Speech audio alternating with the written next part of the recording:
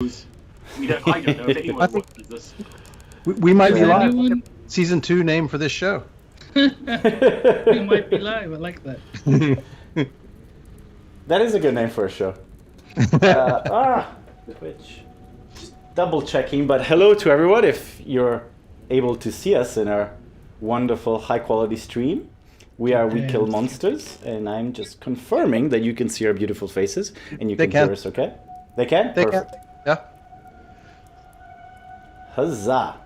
Alrighty, well, welcome back to the 26th episode, guys. We've been doing, I mean, if you don't count the Christmas break, I guess, it's 6 months worth of playing Dungeons and Dragons. God damn. That's insane. Pretty crazy. And our adventurers have... This is going to be 1 6-hour game. And I'm still here. You guys are sort of midway through, I guess. 60 depends how quickly you do the kind of later chapters on the adventure. Thank you for everybody tuning in and watching. All the new followers, thanks to Min's really good TikTok skills. Hello, and hope you enjoy the show. Big thank you to Sirenscape for the ambient noises that you can hear, the sort of creepy music and doors opening and stuff like that. Sirenscape.com if you want to do sort of remote play and have the same music with all the people you're playing with. And big thank you to Travis Savoy, who composed and arranged the music that I will be playing later if the guys get into a fight, which they usually do. But without further ado, let's get started. Tier 4. You have to break some eggs, Dre. Indeed. But Tier 4, last we left you guys, you had captured the local mob boss, Torga, the dwarf, and killed her bodyguard, who you discovered had been the killer that Caliban had been trailing at the beginning of the adventure. And was making his kills with sort of magical ice-based weapons. After putting her in the dungeon and trying to organize the rebuilding of the town of East Haven after a dragon destroyed it, Caliban interrogated with Akeem, this captive, and decided that she could be redeemed, but forgot to tell everybody else before taking her up the stairs into a busy room full of people that thought she was an enemy. And after a quickly heated discussion and misunderstandings, Akeem the sorcerer quickly heated the mob boss. lost his patience and decided to agree with some of the sort of more stern members of the new town council and torch Torga to death in front of everyone. And that's where we left you guys. And let me pull up the map just in case shit goes south. Technically, he torched and I put her out of her misery. That is true. That is true. Now, I didn't have enough minis to also put in, and it would have been too crowded, the innocent bystanders and villagers and little children that are also in this room at the moment. But imagine them cowering in the corners. Nobody said about children being in the room. So, Tier 4. I'd like you all to roll initiative. Nothing might happen, but we'll see if, depending on your actions. Oh yeah, 20. Very nice, Akeem. 15. 23. No, sorry, 23. Hold on. Sorry. There we go. 7. Okay. Perfect. Is that with advantage, or you don't get that yet? It's with advantage, yes. Okay. So, let me lower this particular music track slightly.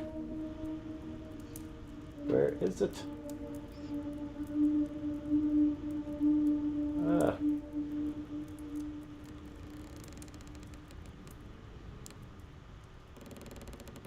One second. I'll go with this one.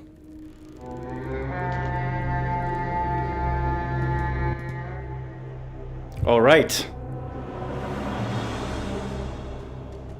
So, Oreo, it is your turn.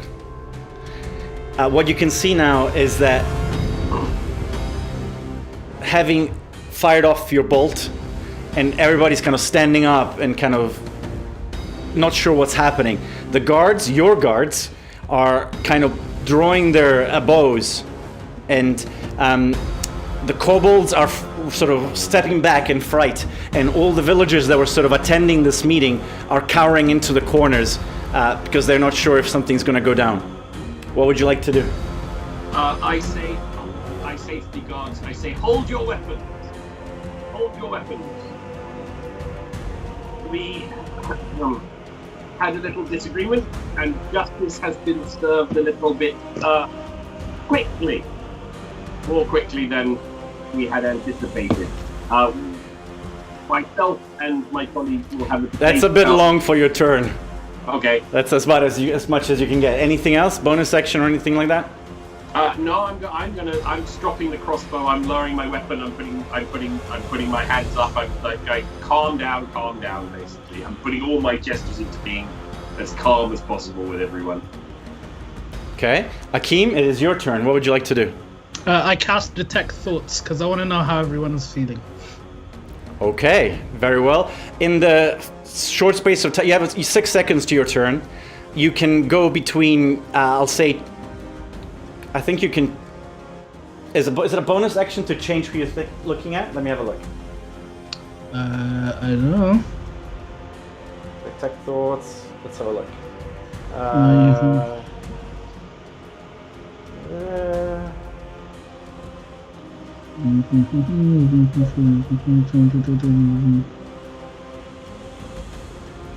I think I have to choose a specific creature.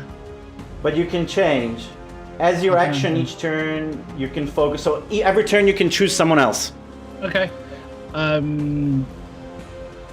So who you? I'll say you can get 2 in this turn because you would have cast it maybe immediately. But you can pick 2 people, and then each turn afterwards you can choose someone else. In that case, the 2 guys that were following, that was supportive of what's her name? Torga. Okay. Yeah. There's 6 in the room. Which ones do you want to do? The ones closest to this door? Yeah, the ones closest to me. That door. The ones you just touched, yeah. Okay.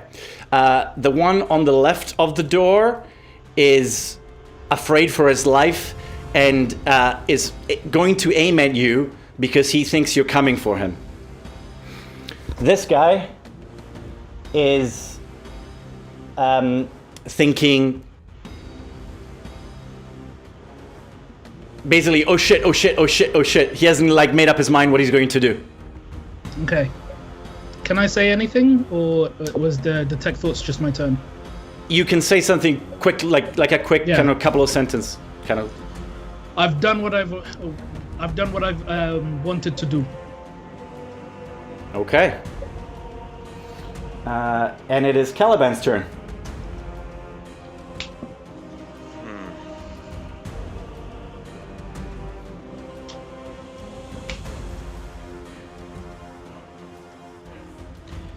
I grab Akeem by the scruff of his collar, pull him up. Why did you do this? I punch him in the face. Okay, roll to hit.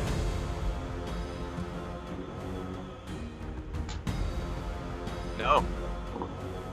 You miss? I don't think so. 13. That's a miss, right? Yes. So Akeem is sort of... The fist just like... 13 on your armor class? Yes, 13 on my armor class, so that's a hit. Oh, you do hit. Yeah, that's a hit. You take... What's your damage? It's 5. 1 plus my strength modifier. Okay, so Akeem, you take 5 points of bludgeoning damage as Caliban punches you in the face. Mm-hmm.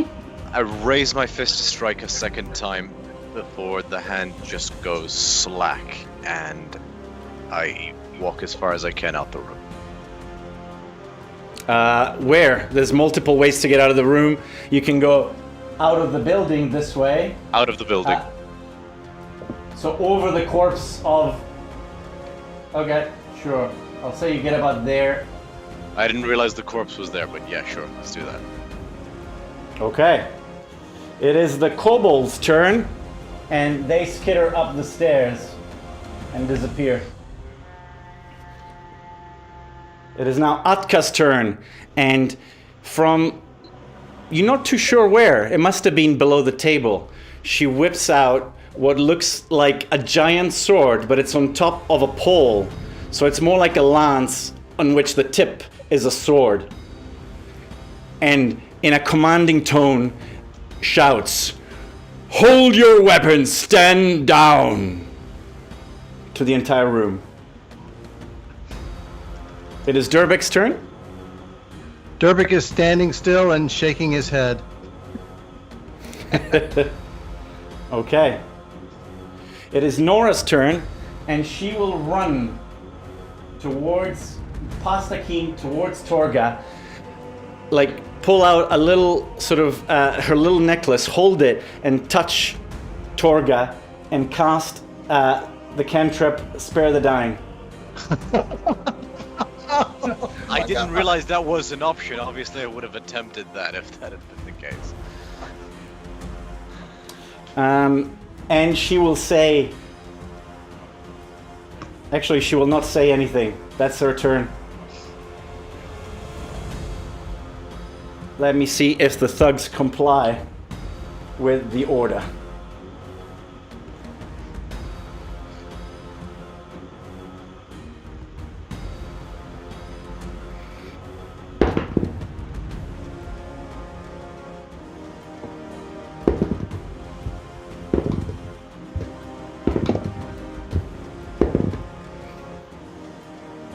Okay. Yep, they've all successfully been intimidated by Atka. And Salazar will stand up and say, "I'm sure this is just a misunderstanding. Let us talk this out." And it is back to Orio's turn. Do you do anything?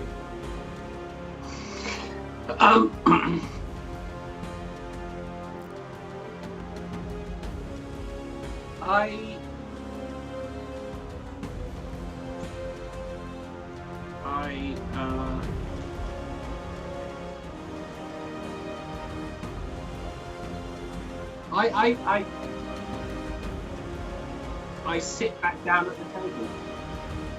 Okay. So, Akeem, before I break us out of initiative, unless something exciting happens, I'll give you a chance to either retaliate or do as you will. Caliban? Yeah, if there's anything you want to do to escalate the situation further. Oh, absolutely. I'm kidding. I'm kidding. I go almost ready to strike back at Caliban, but I realize that I didn't explain myself.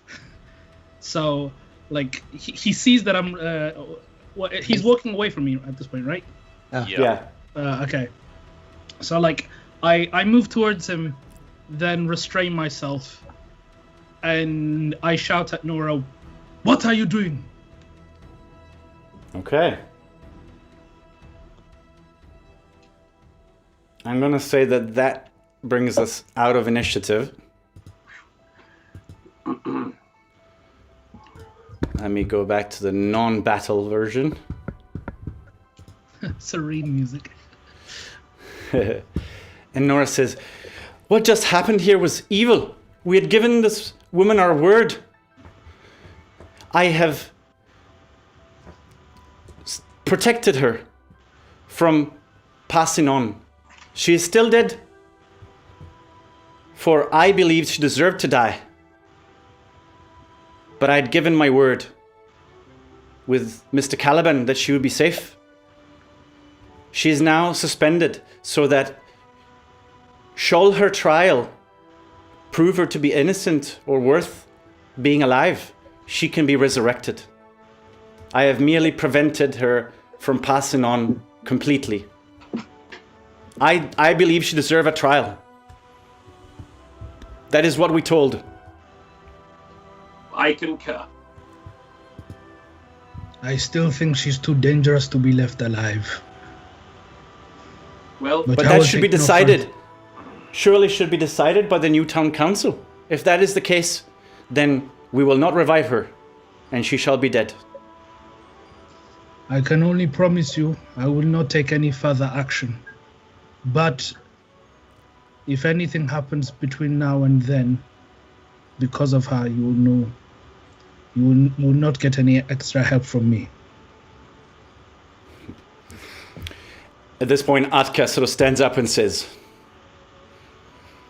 I believe everybody that was going to participate in the new town rebuilding is here. Yes. We should hold a vote right now, yay or nay, to resurrect Torga. All in favor say yay.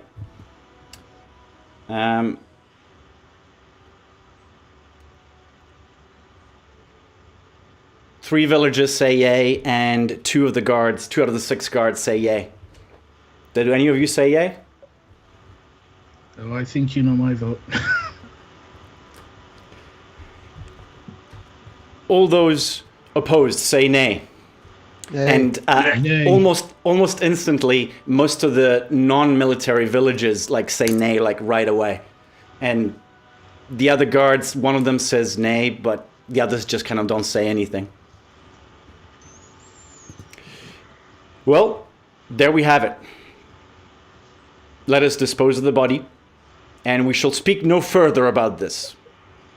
She looks at each single one of the guards. Resume your post and holster your weapons. And she sits back down. I'm giving her a I like the way you think nod. And I'm concurring with Durbeck. I'm pointing my pipe and I'm nodding very happily. I whisper to Durbeck, I go, good choice, right? So Nora just walks out of the room and sort of leaves the building. What would you guys like to do? I do the same thing. I also walk off to kind of cool my head a little bit. As I get out to the front steps, as Caliban gets out to the sort of front steps, as in just beyond the doorway where he's outside, he lets out a primal scream.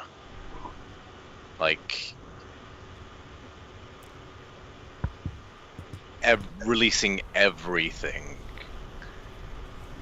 Okay. And then keeps walking.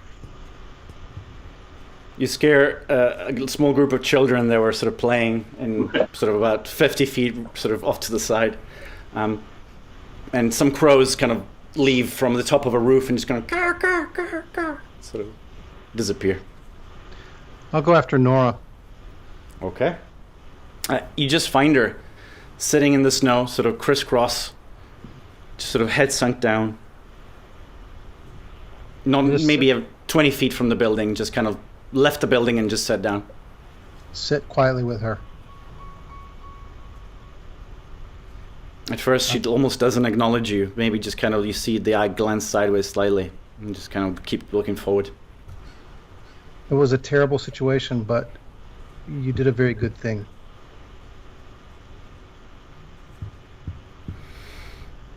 I know these folks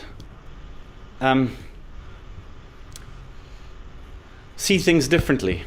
I know in the human world things aren't as clear-cut, but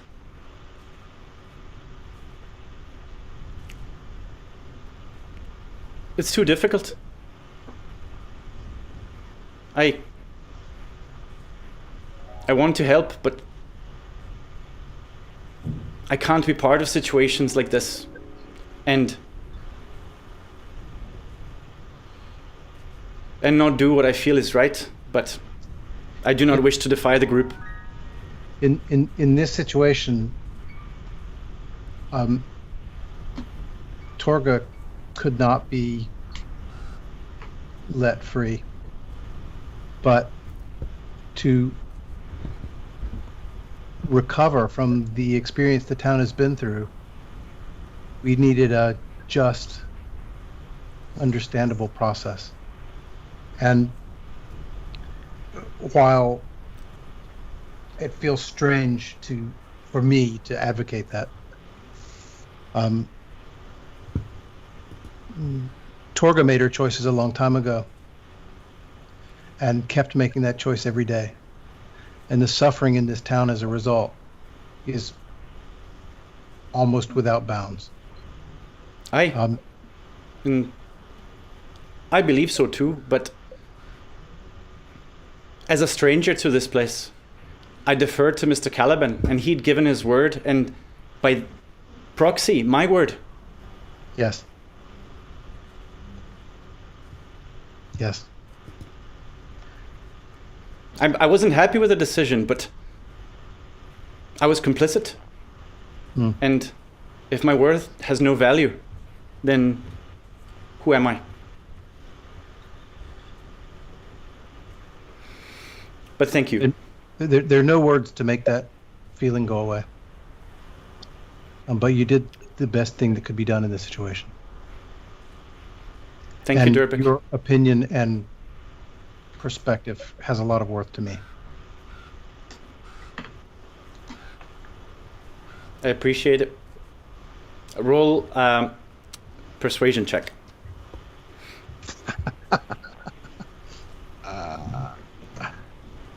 5. I will say with advantage. Oops. 13. Okay, good to know. She thanks you, but then stands up and says, I need to pray, if you'll excuse me. And she sort of leaves and sort of turns a corner and disappears. Akeem, you've also left the building.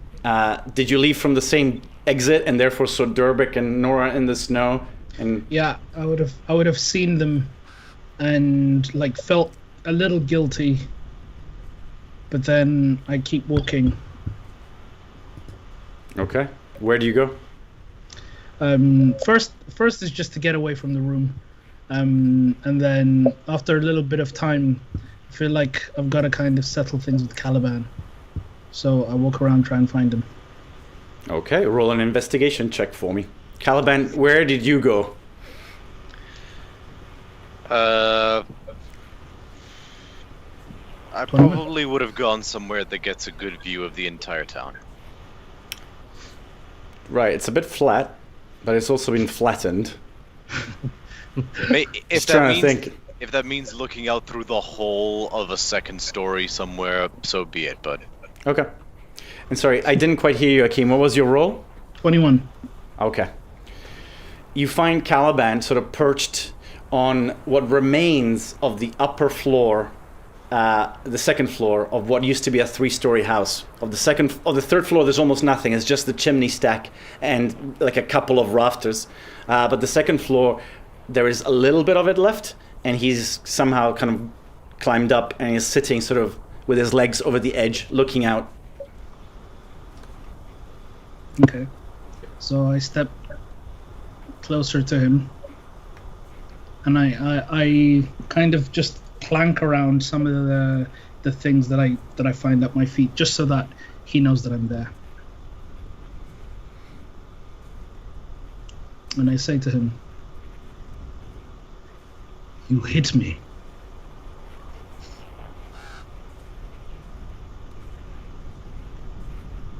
I'm sorry, was there a point to that declaration? Yes, there is a point. You remember you asked me about how, if you could learn my power. And I told you that it was inherent to me, and I I learned the strength of my power at the cost of someone very dear to me, and I had to leave a land. Where I'm from, I am part of royalty. And to strike a member of the royalty would mean instant verdict of death in Zamunda. So that is my point. You hit me. What have you to say about that?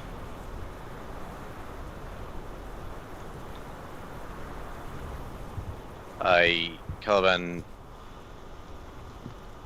stands up, turns it around to. I assume you're on the same floor as I am. Yep. Gets right up in Akeem's face and says, "You killed someone in cold blood, without warning or any recourse. So I hit you." I square right up to him, almost nose to nose.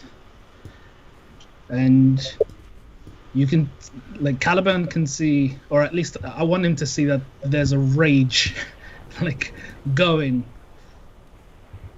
But I recognize that I didn't really explain myself to him, and that he probably had a different plan in mind. So I say to him, if it was anyone else other than you, other than Dabik, other than Oreo, who struck me, they would be dust. But that woman was too dangerous to be left alive. There have been too many times we have shown kindness when really we should have shown strength. But I understand. I acted hastily. I did what needed to be done.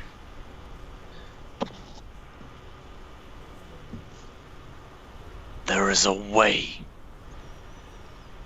And I'm not guilty of always following that path either, but I'm trying to be better. Your pride has been stung by that tap to the face. Then throw the first punch and that settle this. Otherwise, what's your point? My point is that we have lost too much now. We cannot be forgiving and kind like we're the Easter Bunny. Not that I know that there's an Easter Bunny there. You think I don't know that? Look at this! And just point out to the destruction. Look at this. Akeem, I don't know what the fuck I'm doing half the time. Hundreds, if not thousands, are dead. And we are scraping the bottom of the barrel for people who are able-bodied and capable. That's what Torga was. I know what she did. And I know I acted hastily. I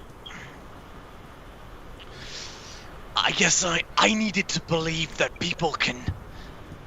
In the shit show that is the situation, when it comes down to it, I needed to believe people can put their shit aside and come together. Now I know that was naive. And I had been persuaded of that. I was about to let her back into her cell. I know where I overstepped, and I was able to be reasoned with otherwise. I could have been reasoned with to let her be executed. I hug him. Very Caliban's tight. like...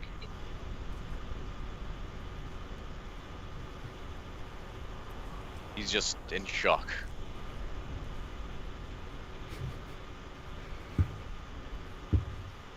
And I slowly step away. I look at him. And I say, you are a warrior, but you have a kind heart. And just almost jokingly, it's not quite a firebolt. I know Caliban is immune to fire, right? Resistant, but doing Resistant. Yeah. So like I kind of just flick a small little firebolt, not a fireball, firebolt just off of his armor, and to be like, now we're even. I grab him by the shoulder as he turns away and turn him back to face me. No. Do it properly. No, I almost turn around as if I'm not going to it, but then I suck him. Roll to hit your firebolt. Are you throwing a firebolt or are you punching? Well, no, like the firebolt was just to hit you in the armor, enough to be like annoying. I'll say this Okay. as well, DM's call. Since he's aiming for my face, I'll leave it up to the DM whether my plate armor applies or not. It doesn't, but also Okay, so the it's AC quite funny. If he hits you, it's going to be quite amusing. The roll to hit, just the normal punch if you're doing a punch, right? How do I do that? I don't think I've done that before. Where it says unarmed strike. Under actions. And yes.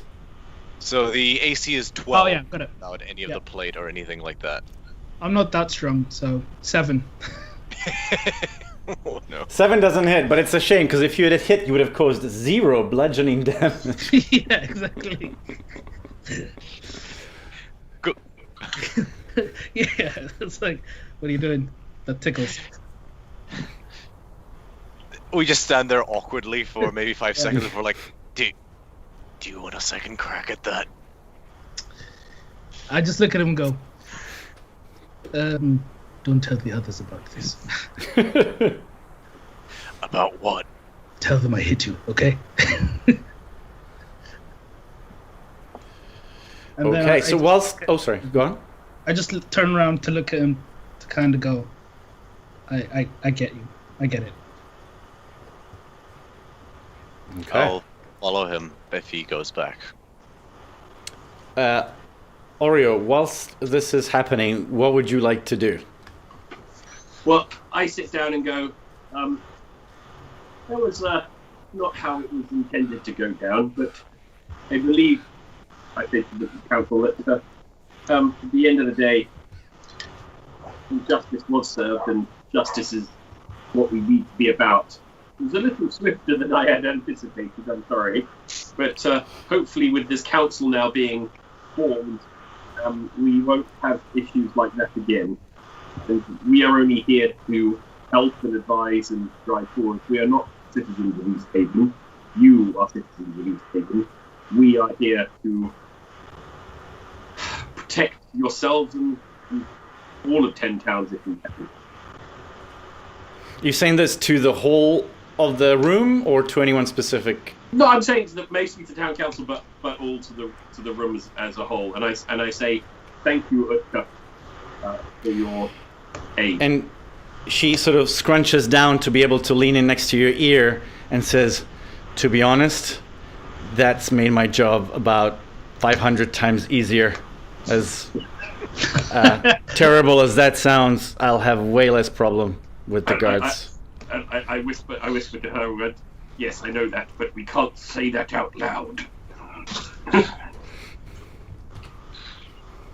I say, right, let us crack on with the plan to sort out East Haven. And I start getting my notes out. All right. I sort of start just basically launching into saving East Haven to try to get everyone to forget what's just happened. I'm sort of talking about shifts and getting people to build stuff and all sorts of things like that. So, right. So, first of all, what do you want to send as messages? I'll say you can send 2 messages if you want to Duvessa Shane of Brinchunder, the town speaker of Brinchunder. You guys didn't let me know if you wanted to send 25-word messages. Sorry. My bad.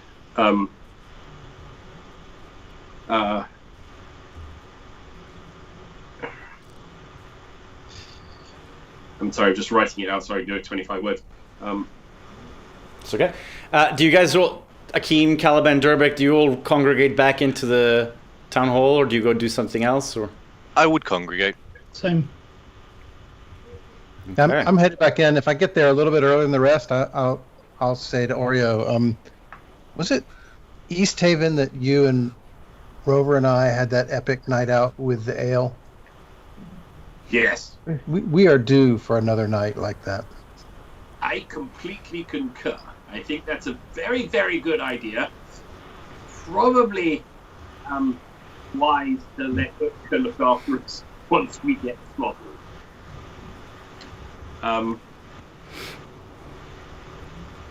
If we've congregated, I would like to ask if anyone's tabbed it, like how many, like final count, how many people are we?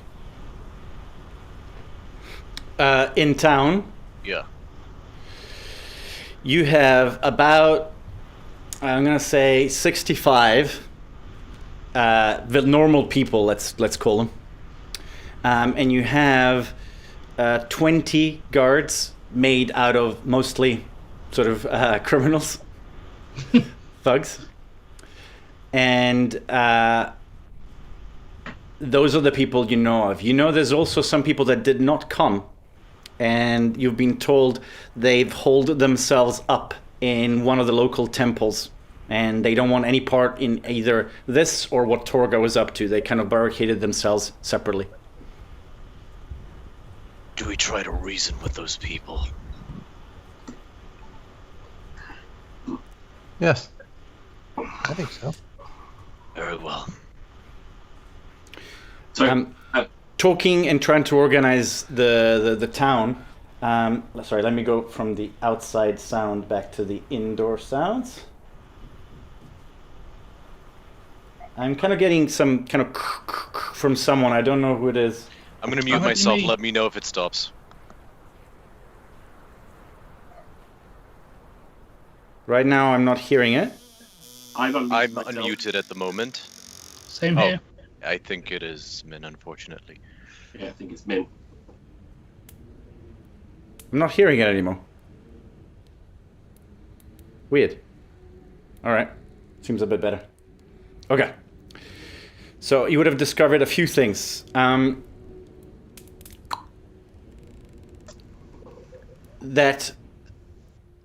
Sorry. Burning gear, 1 second.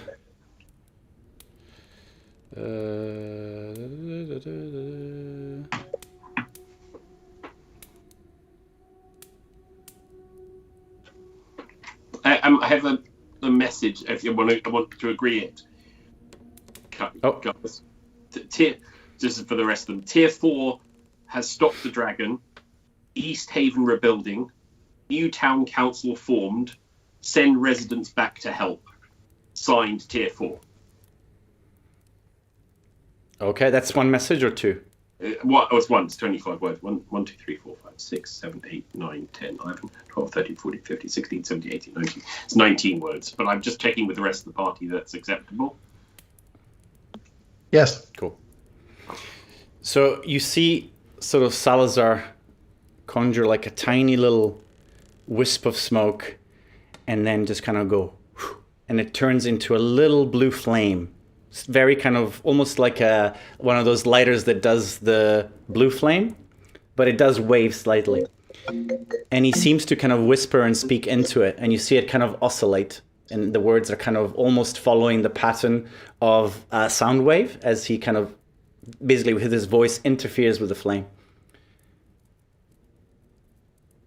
And there's a split second wait, and then it oscillates back, but you don't hear anything, but he goes, very well. Duvessa informs me that she's very thankful, and they weren't sure that the dragon had been destroyed. She will speak to the local survivors and let us know. That's all that can be done.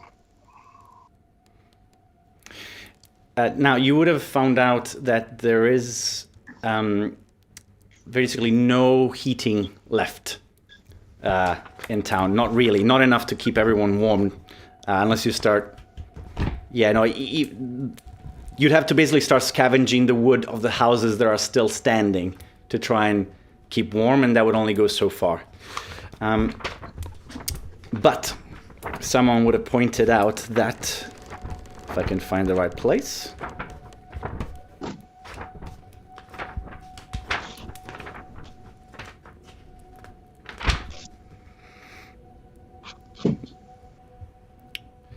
That some whale oil could be purchased to heat up the stoves and the lightings of the kind of lamps and so on, and that you might be able to get it ferried from the whalers that are camped on the ice floes of the Sea of Moving Ice.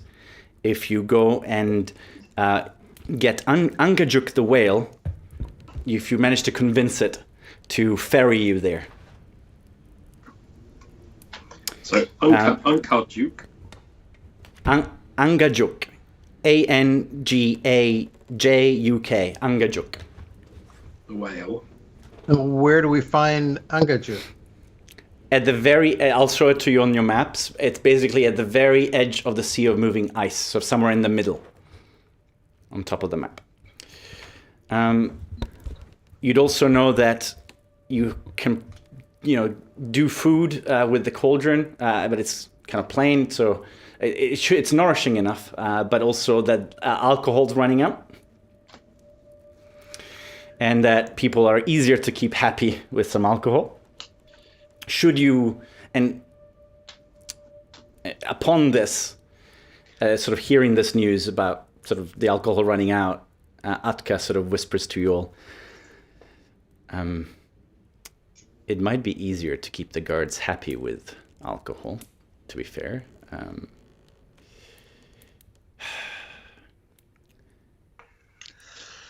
Outside, northwest of Bremen, if you keep heading into the tundra, you will see a pirate ship frozen in ice, less than a quarter mile from the shore. It's gonna be still there. How functional is this pirate ship? I don't think it would take a great deal of effort to get it running again, but even if you did, that's a quarter mile from shore. How many of us are there? I'm not saying it would be easy, but it's a lot easier to protect everyone when you can put some water between you and all the threats. Not this water. That's where I came from. I would not recommend it. All right. But I know there's no food left in the hold. And for a moment, sort of her eyes glaze over, and she goes quiet, and you think... Can I insight check that statement? Does it seem like she's holding back information? Roll an insight check. Oh, mediocre. 15? She's holding back something, but she seems very troubled. She says, but there might still be some rum in the hold. How far is the Dwarven Valley from us by sled? It's about a day's journey to get to the Dwarven Valley. It's kind of in the middle of the two towns. It's about, if you leave from Kirdinaval, it's probably about 5 hours of travel. I'm just thinking that we could potentially get some supplies there as well. I have a thought. Supplies should be the first port of call, but I have a thought. The Dwagar hold. How many do we think are left there?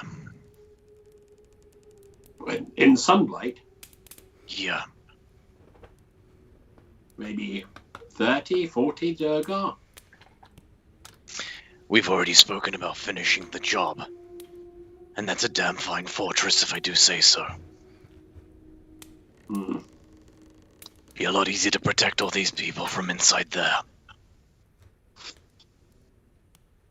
True. We turn it into a vacant lot, and then we see about slowly migrating them all there.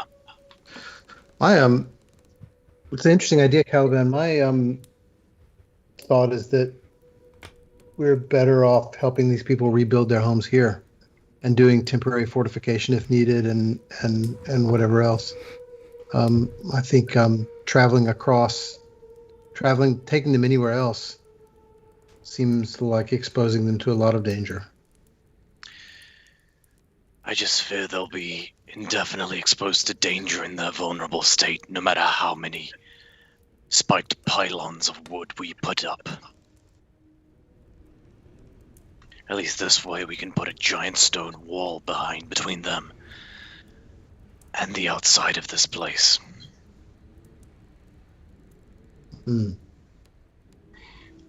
What do you guys think? I say, turning to Ario and Akeem. It's a good plan, but I have a couple of reservations. Firstly, is to do that would take us probably a good few days to dig out all the Durgar and is that what I'm thinking is that a judicious use of our time and resources whilst we could go in and do other things, but it's not a no. I'm not saying we do that right away. Oh no! In the immediate, we get supplies, and if the battle hammer dwarves would be willing to, we can feed them with the pot. If the battle hammer dwarves would be so gracious as to house them temporarily whilst we clear the vermin out of the new home, there may be a way to sort of keep them safe whilst we are not around. But I think the thing is that I don't know about you, Caliban, but in my experience, people don't generally want to leave their homes, and I think they'll be very terrified to go to a Duradar fortress, even if it's clear. These are not. They're hardened hopes, but they're not adventurous hopes. Perhaps if we put it to a vote with the people, then I think it's a good plan.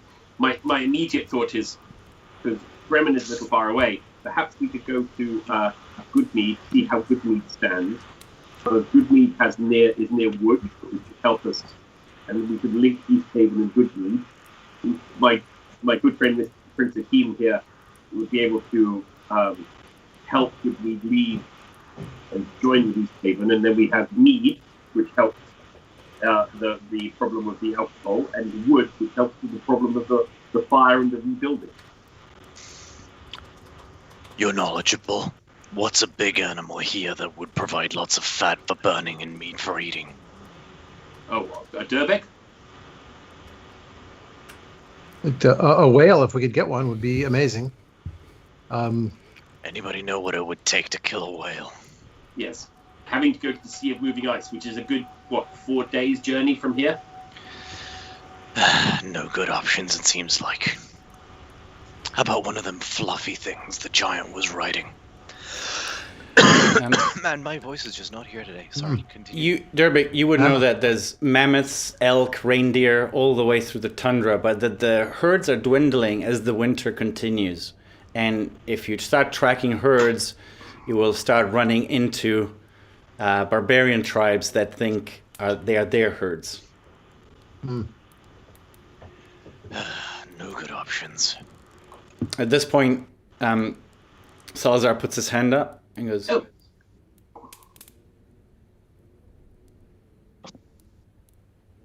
Very well.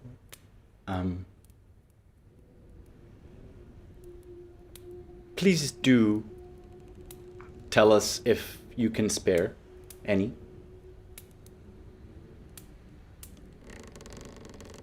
And if any supplies can be sent. And he turns to you guys and says, I'm afraid the survivors have voted to stay in Bryn Shanda. They do not wish to come to the dangers of East Haven in the absence of the town militia, which was all but killed by the dragon. They do not believe, I think, that it can be defended against the orcish and goblin hordes that will probably sweep down from the mountains when they hear about the destruction. Ario, I think these people want safety more than they want to stay home. Yes, but those are the people that left and ran away. I'm talking about the people that are here now. They want to stay, and I look around at the rest of the room. I'm assuming there's people still in the room, right? They come and go, but yeah, there's a few that have nowhere to go, and they kind of sort of squatting in here, and they feel safe next to you guys. Is Dawn still with us? Yes, he's at the table. You kind of deputize them as one of the people in charge. So I say to Dawn, what say you? You are representative of the current people of East Haven. What do you say? You are the people that we are discussing. Well, if we could have made the trek to Brinchunder, you probably wouldn't have found, I would say, 2/3 of us here. I would have stayed, but that's because I was born here. I got married here. This is my town. But I don't know if many others would have done so. And I turn to Utka. How good can we defend the area, the east part of East Haven, from orcs and goblins for the time being? depends on the size of the effort, my friend. I mean, with 20 men, we can fake some numbers and give. The goblins will be easy to deal with, but orcs, they will test the defenses and try to figure out how many they need to overcome and whether or not it's worth it. We'll be able to put them off for a while, but not indefinitely. Is an enormous stone fortress worth the risk of getting there? In your mind?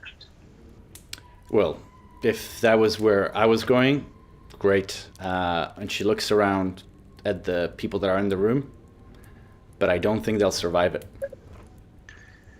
How many men were in the militia before? East Haven had a force of it was, I think, 250 or so. No, maybe not. Sorry. Managed to rip on my page. Because we'd have a smaller perimeter to protect, right? East Haven had 150 soldiers, 12 of which were veterans. Okay. And we've got 20, so we've got less than a. But we'd have a much smaller perimeter to protect. Yeah. Maybe. I think the best thought is go to Goodmead, see what's there, bring the Goodmead people to East Haven, taking the beer that we can have, and set up a run to get the buildings works from the wood from Goodmead to East Haven, and then we rebuild Goodmead. Is Goodmead easier to fortify than East Haven? No, I don't think so. Is it? East Haven's easier to fortify than Goodmead. Well, they're both a little bit hard. I mean, in terms of size, Goodmead would be easier to fortify in theory, depending on what's still standing. But I guess East Haven has one part that is normally the lake, which would be safer, except it's frozen over, so it's not a barricade in any kind. Let me see. Whereas in Goodmead, yeah, it's going to be hard either way, because these are villages without walls. That's why Brinchunder is kind of the... if there's a problem, people go to Brinchunder, and they stay there until the problem's gone. That's what the existence of that town is for. So out of, not in Oreo speaking, but just as player speaking, so sorry, but if I remember correctly, Villain wants us to go to the Sea of Moving Ice anyway, right? If that's not, At some point, yeah, she needs. She was trying to figure out if there's any way to travel to this sort of island where she thinks is the Codicil White, which is this book with a spell that would let you break the glacier open to go to the abandoned ancient town. There's city. two things that take us to the Sea of Moving Ice. Ungachuk, the whale, which we need to get to the oil, and on the way there is the pirate ship. So, character-wise, my thought process is go to Goodmead, see if we can sort that out. If there's nothing to go to Goodmead, we go to Bremen, pirate ship, Unka with Velen. Okay. How many men are under arms in the dwarf? How many dwarves are under arms in the Dwarven Valley? It's not too clear. I did make some of my own notes trying to figure out how many there would be. My thought is whether we could prevail upon the dwarves to send 20 or 30 men to reinforce the perimeter here, help provide order, and some strength and discipline to our newly elected militia. I can't imagine they would be excited about parting with a significant portion of their forces, but maybe 20 or 30 would be enough to make the difference here without hurting them too much there. And if our victory against the Dwergar would buy us enough goodwill to encourage them to help. I think that's a very good plan, Derbeck. What say you, Nora? Your. She hasn't returned. Okay. I think we might. My feeling is that Nora's on the verge of wanting to go back to the Dwarven Valley anyway. So she might be happy with the travel, but we might not get her to come back out with us.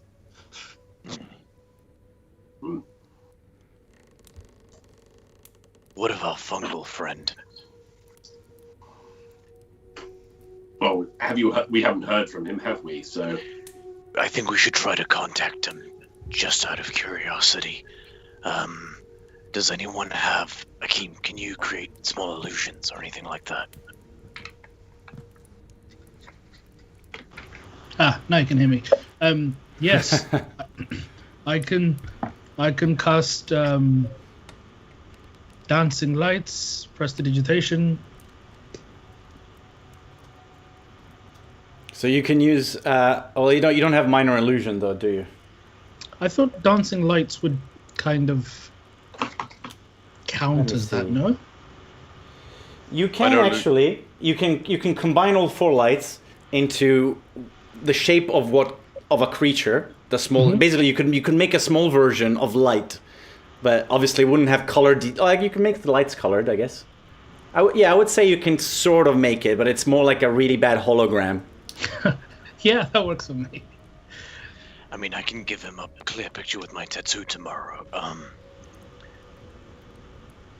But he owes us a big favor. I think it's worth at least seeing if he could be a potential ally. Who knows, there may be even under tunnels that he can guide us through. That are safer than traveling the surface. Sure. Okay. The other thought process is, do you remember that lovely giant polar bearess that we met? Yes. Onimanitok. Oyerminatok. She did say she might help out. She would be a great asset in protecting the village whilst we went away. And it's on the way to the dwarven things. We could send Nora with a message to her, possibly as well. Well, no, anything. Sorry, ignore me. Oh. What do you say, chaps? I think we should try to contact her for sure. Mm. So, I think we have a sort of semblance of a plan. Let's start with the shipwreck, I think. Good meat first, then the shipwreck?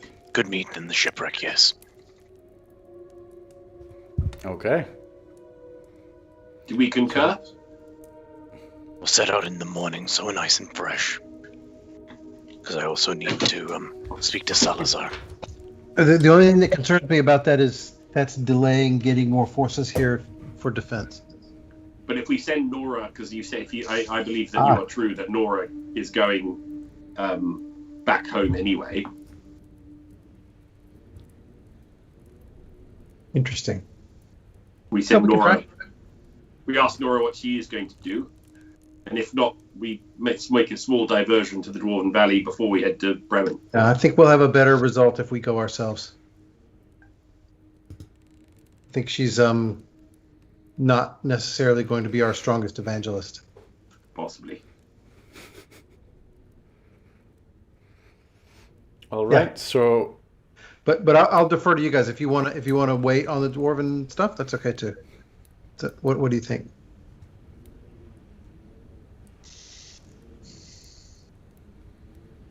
No point fetching the people of good meat if there's no good if there's no East Haven to come back to, we should head to the dwarves first. I agree with Durbik.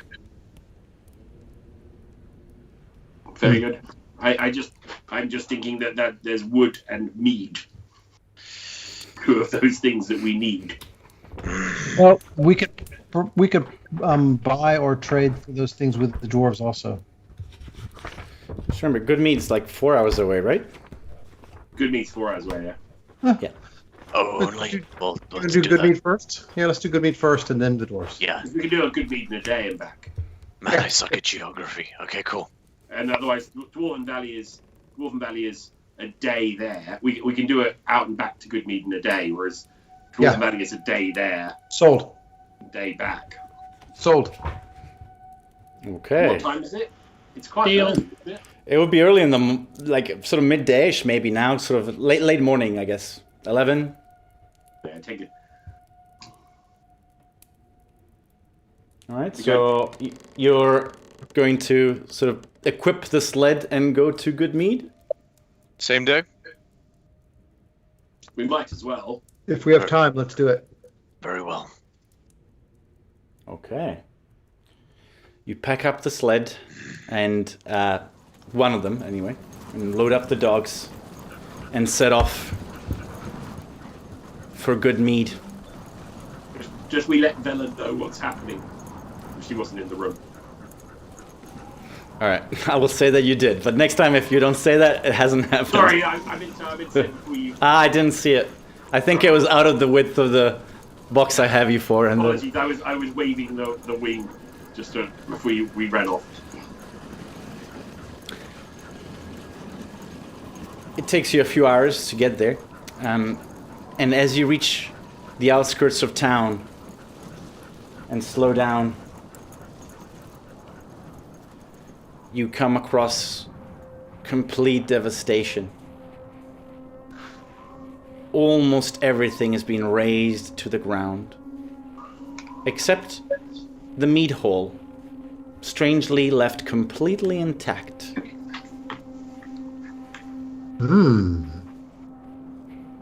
At this point, it's late afternoon, so it's quite dark, and there's no lights in the windows of the only building left, so it's kind of grayish and bluish.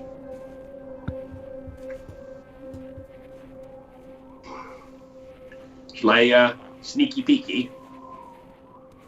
To be safe, yes. Okay. I stealth up to the mead hall.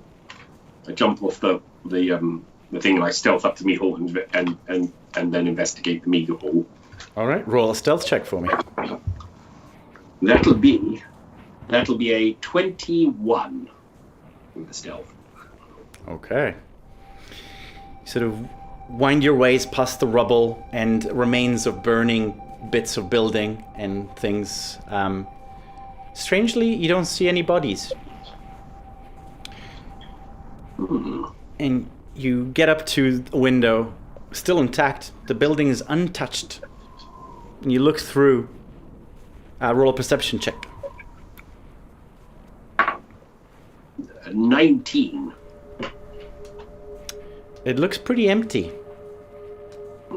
You don't see people. You don't see very much at all. Like, there's a few tables and chairs left, but a lot of it seems of what you remember, like barrels and things, and it's gone. And bees? The bees are still doing their thing in the middle. You think, it seems like it, there's buzzing. You hear the buzzing. So you think they're there, but you know they're quite hard to see in a dark building that has no lights on. I go back to the rest of the party and inform them of this. I think we should go and investigate. Yes.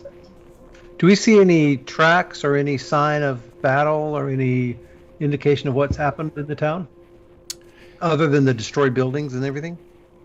Not 3 days later, after the blizzard as well. There's no signs of any kind of marks left on the snow at all. Okay. Yeah, let's go check out the meat hall then. Maybe we'll find a lot of juicy dwergar that need killing. Do you all go up and sort of push the door open? I'll be in front of everybody. Shield up. I'm there too. Let's go to good mead. Ah, I do have the meat hole.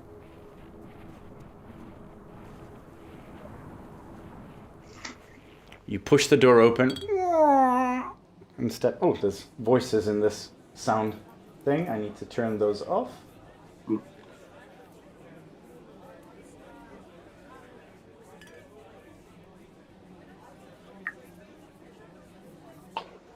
There we go. That should be just the bees and the wind. You step in, and there's a few overturned chairs and tables also kind of overturned. And roll a perception check. Anyone that wants to have a look, like an investigation check, if you want to start going around and seeing if there's anything useful or interesting. Perception was 24, and investigation was investigation was 28. All right. I had an 11 and then a dirty 20. Okay. So as you all start looking around and sifting through things, it becomes very clear that this place was cleared out. And everything of value was removed. As far as you can tell, you can't really see signs of who might have done it, but someone came in and took everything they could carry with them and disappeared.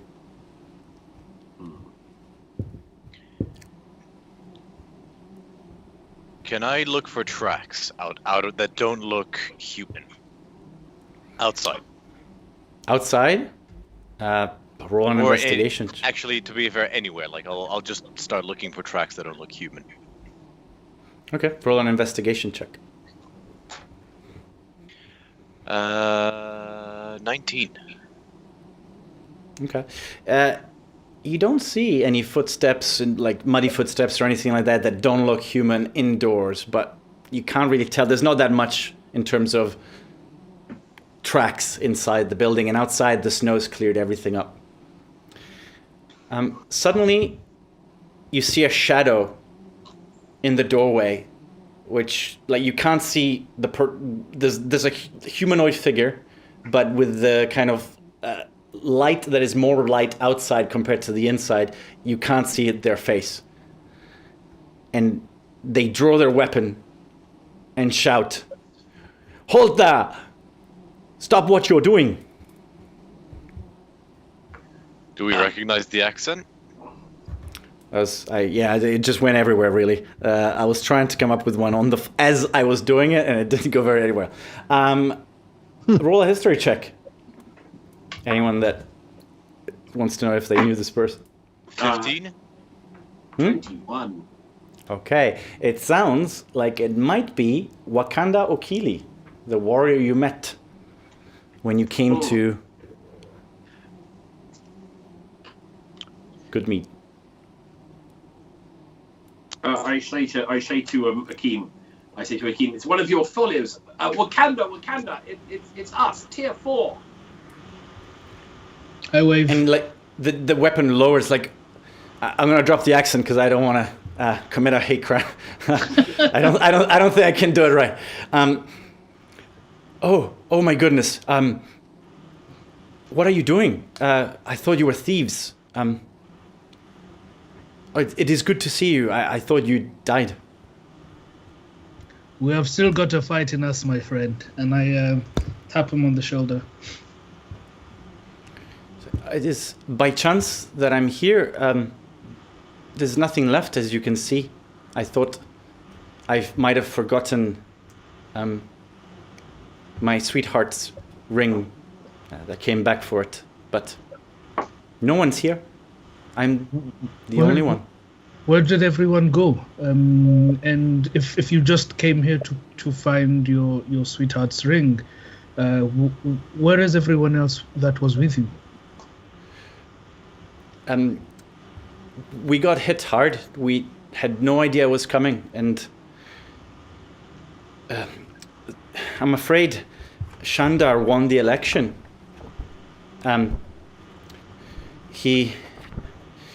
I suspect that. Well, let me tell you the story. And he explains that the day after you guys left Goodmead, some thugs came into the mead hall and threatened the people there. And that Shandar and a group of his friends kicked them out and sent them running out of town. And that the vote was held shortly thereafter. And that what they did was kind of enough to get support and allow him to win the election. I've seen this one before. Me too. I think you and I have the same thought. See, at this point, I was thinking exactly the same along lines. So I turn around to look at the party to be like, I don't like this. And he explains that Shandar was one of the town speakers who thought that the dragon was just a hoax, and he didn't really prepare the militia like him. They thought it was just a way for the other towns to get people to stop doing commercial stuff and distract them, sort of the equivalent of anti-vaxxers or anti-maskers. Anti-dragoners. Yeah. But that your friend, Olivessa, had always suspected that this was not the case. And so she had actually briefed Wakanga and a couple of the others to kind of keep an eye out for things. And so even though the town as a whole didn't manage to have a strong response, it wasn't a complete wash. And that once the survivors kind of regrouped, Olivessa took them to Bryn Shander. But that she almost lost her life trying to rescue people from burning buildings. That they all left in a caravan, taking their animals, their barrels of meat, and whatever they had on their backs, abandoning the town. Seems like everyone's heading to Bryn Shander. I think that should be our next stop. Is it worth us doing the same with the people of East Haven? Taking them there for the time being. They said they would have gone if they could have survived the trip. True. The reason they're there is because they couldn't make that trip. What if the people from Bryn Shander, maybe some of them might want to come to the people here? I don't see why, but I suppose anything's possible. I have a sneaking suspicion the more this goes on, but until we deal with the winter, nothing is going to be solved. I agree. We need to get to a place where we can dedicate ourselves fully to solving this winter. Is it possible that we could support the journey? I mean, what's different for them now is that we're there. So we have the cauldron. We could make sure they're fed. We could create, organize building sledges to carry people who couldn't walk at all. Rotate people across sleds. Maybe Oreo could make some kind of plan that would actually help us get those people there safely. That seems like perhaps the most permanent solution here. If we're going to do that, then why not revisit the idea of the Dwegar Fortress?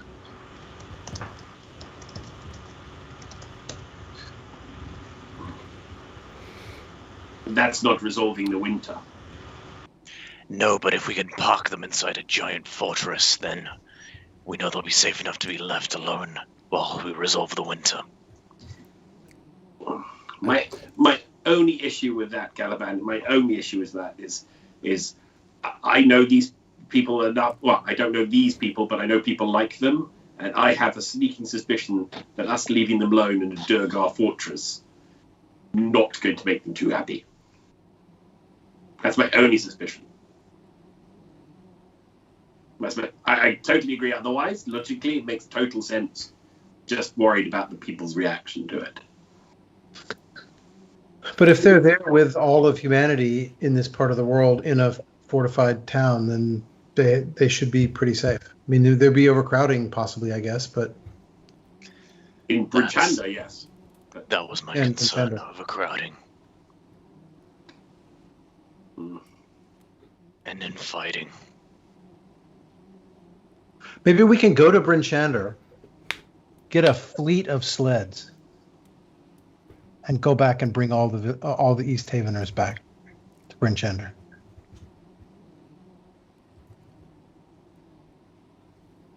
I like the first idea. There's no point going back and forth. Let's just take them there. Yeah. How far is it? Wakanga says to you guys, I don't think I can find the ring. I best be heading back. It is unsafe. I would suggest Wait you a do the minute. same. But Can you just describe to me what it looked like? Be specific as possible. and he describes kind of the ring to you as best as he can. Can I? I'll try. Can I? Do I have to roll to see if I got a clear picture in my head, or could I try to cast locate object? Try cast locate object. I will try cast locate object on the ring. What's the range on it? 1,000 feet.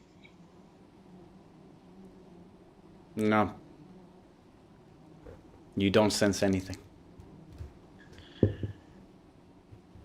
It's not within a 1,000-foot radius of where we're standing. Thank you. Very well. If there's anything you'd like me to tell Olivessa when I return to Bryn Shander, or if there's anyone there you want me to deliver a message, I'd be happy. I will say this is perhaps more tangentially related and may not come up with anything, but whatever she hears about, and the name escapes me, but I'll talk about the leaders of Targos, they are not to be trusted. So if they sashay in saying they can protect or help, be very wary and very careful of them. Very well. Thank you. We have some more chats from our for our new TikTok fans. Ellipsis Live. Hello. Hello. We also had Romy071. That Hello, apparently hello. came over from your TikTok, Hakeem. Woohoo! Good to see us. Welcome. Hello, hello. I'm trying to keep an eye on it, but I have a few things. Need a social media manager. Anyway, sorry, back to the game. Okay, Waganda, would you like to accompany us back to East Haven, and then we are going to? It looks like we're going to Bryn Shander anyway, or do you need to go straight back there? I told my fellow surviving guards that I would be back within a certain amount of time, and if I'm not, they'll send out a search party. So, Nope. Very good. That's okay. but thank you. I wish you luck. And he leaves. And you. Well, Akeem, I say to Akeem, another village to rebuild when we have the chance, I think. Agreed. There's a lot to be done. Back to East Haven then, chaps. Okay. Let's go. As you leave and you begin to sort of load up the sled and try to get on it and sort of depart, I need you all to roll a perception check. Natural one.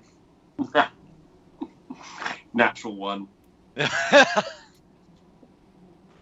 are we rolling? What are we rolling? What? That goes. 21. Makes me annoyed. Yeah. Natural one Okay. makes me annoyed. What are we rolling?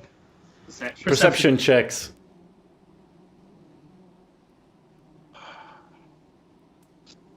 And this is the moment Ray's like, and you're in initiative. 7. No, I was just joking. 7. Okay.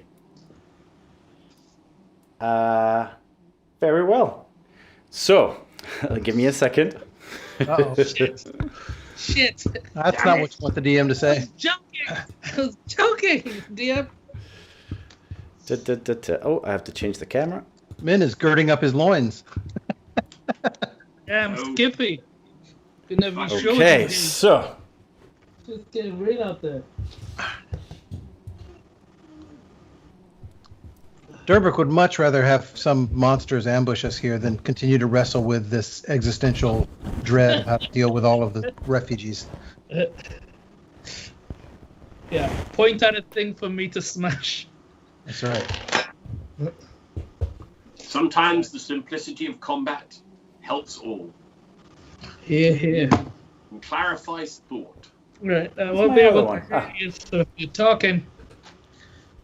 Well, I rolled better on my initiative. We might not have to roll initiative. Oh, I thought we were rolling. Oh, I no, love no, the no. enthusiasm. You're definitely rolling for initiative. See? See? The moment Ray looked at me to go, when I made that joke, I was like, oh, we're rolling for initiative. And the phrase is bollocks. What is your initiatives? Oh, damn it. 13. Hold on. 13. If this goes well, I'm going to keep using the dice. Yes, 20! Nice. I'm sticking with the virtual dice for now. Okay.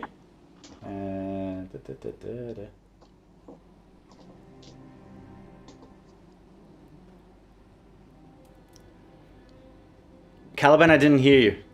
20. So natural 20 for 22 on initiative. Wow. All right. Not Nice. bad. Damn. 16, Oreo? 16 for Oreo. 16. Okay, so Akeem, as the others are busy kind of putting their stuff on the sled, tying their weapon down on their back and stuff, you are the only one that notices this. You turn around, and from the building, sort of the rubble next to the meat hole, out of the corner, suddenly come into your view a hooded figure, followed by 3 soldiers with large sort of swords and 2 normal kind of looking Duergar, but it's a small Duergar band. I needed a good therapeutic Duergar encounter. You are the only one that sees this, which is lucky. Oreo and Caliban are surprised, so they don't get their first turn. And depending on what happens, Durbeck will either know or not know what's happening. I'm trying to remember what Durbeck's thing about not being surprised is. Hang on. Oh. He's got a thing related to that. If you were surprised at the beginning of combat but not incapacitated, you can act normally on your first turn. Okay. I mean, honestly, don't worry, boys. So you won't be surprised, but you don't necessarily know what's happening. Okay. But you will not have the surprise condition. So if Akeem, well, now he's going to metagame, but if Akeem makes it clear what's happening, you might get your turn. To be it is fair, Caliban's throwing turn. a fireball would. We know what the sound of an exploding fireball generally means now. Do not get that laughter. It's either we're being ambushed or he's having a gender reveal party, one or the other. I don't know. Caliban is surprised, so he doesn't do anything, but it is Akeem's turn. I shout like ambush, and I cast fireball at the 4th level, right center. Alrighty, so they're saving throw dexterity. First one fails. Second one fails. Just keep them failing. Oh dear, so sorry for you. Fails. I think they all gonna fail. I'm gonna roll just the dice for these ones rather than the digital one. It takes too long to roll the digital ones. Yep, everyone fails. Great. Jesus. Woof. So, wait, actually, Here's one I prepared earlier. 1 second. What You is it, guys a have Dwergar? Syrinscape open? Yes. I'm Yeah. not hearing Should have anything. I don't. should have heard a fireball. Hold on. If you haven't, but I had a fireball sound effect in the thing. I had it open. Can you do it again? All right. So how much? I'll do it again. How much damage did you cause? 40. 40. Yep. I 4 heard 0. that's it. It's not even the highest that it goes to. The highest would be 60, right? Yeah, pretty much. 10d4. They all What's failed. up? No, sorry, 54. Because it's 94. Right. No, 96. 96. As you guys just suddenly go, what the hell, and turn around, you just see a crater in the ground. And 6 smoldering bodies. They're all dead. They're all dead. And you're all out of initiative. Well, so much for the therapeutic encounter with the Dwergar. Thanks a lot. I feel so sorry for Dre at this point. I feel so sorry for Dre. I feel very happy for the party. I'm like, very sorry for Dre. I'm like, we got shit to I do. mean- I'm a meaner dungeon master. I would just suddenly there's a second wave, right? From the other direction. I mean, like, why do I I will set very up? awkwardly stow my war pick and just quietly walk over to the corpses and just see if they have anything good. Dre, I'm so sorry if you took a while painting each one of these little things. Like 5 hours. 30 seconds. I mean, it was a medium encounter, you know, not like a gonna kill you encounter, but yeah. See, that's why I started laughing when I saw them all clumped together in one little nice, neat. I should really know better, but you know they didn't know you were going to be there. They were going stealthily, but they didn't know you were going to be there. I should have made them invisible, actually.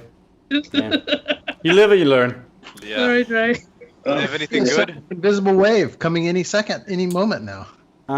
See, just after I done that, by the way, I look around and at the guys and just say, "As you were." Yeah, and all of us like, can you imagine all of us like, The 3 that looked a bit different, like there were some elite bodyguards, have what looks like to them would be almost like a 2-handed sword, like a big chunky, like mean looking thing. But to you, it's more like a short sword.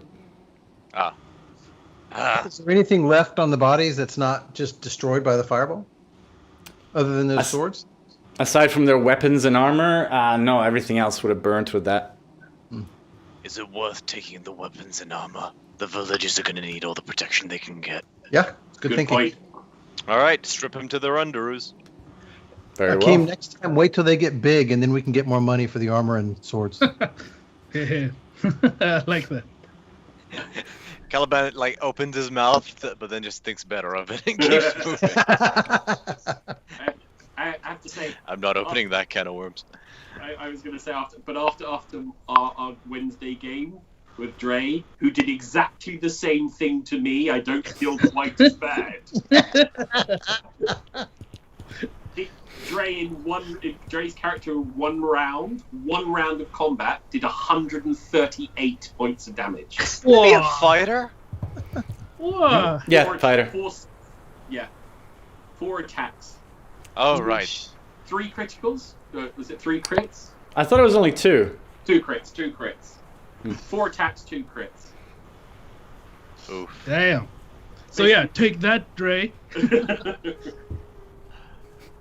Right then, shall we get a move on? Yeah, let's go. Like it was nothing. You mush on the horses, the dogs, and Axby. I keep forgetting about the Trailblazer. And you dash off back to East Haven, which would mean... Yeah, you get there sort of late evening, about 9 p.m., something like that. But as you're approaching the distant sort of smoldering ruins,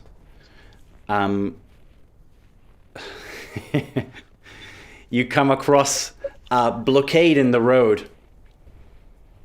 Like you see that there's clearly been stuff put over the main path for the thoroughway, which is slightly more compressed snow. It's still covered in snow, but it's a road to follow, which is why you can travel quicker between town to town. You'd have to kind of either swerve massively to try and go to the outside of it to avoid it, or stop and try to see what's going on. They must have put up a fortification. Let's stop. Yeah. So, who's driving the? Well, you've got one sled, right? Yeah. I'm on Trailblazer, so you still managed to yell, "It's tier 4." Yeah. Cool. All right. So actually, Caliban's on Trailblazer. All right. So I'll put him next to here. Okay. And I don't have a barricade. Damn it. We'll just imagine that this is it. Cool.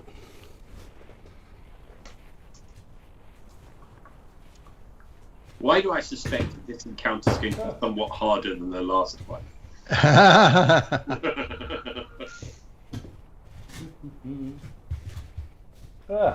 All the fake snow came off the hills. God damn it.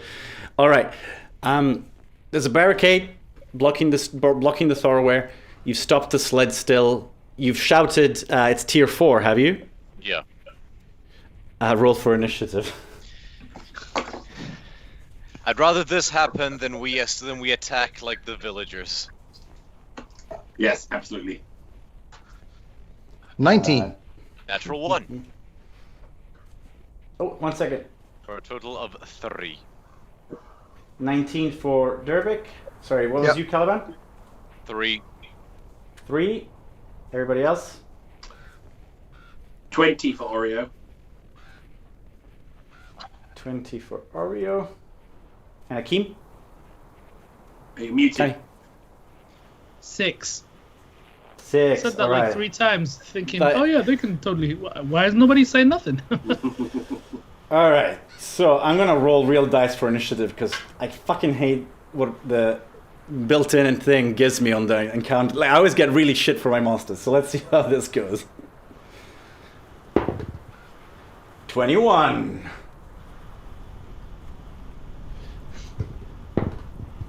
This guy gets +0, rolls a 9, seems to fit the type.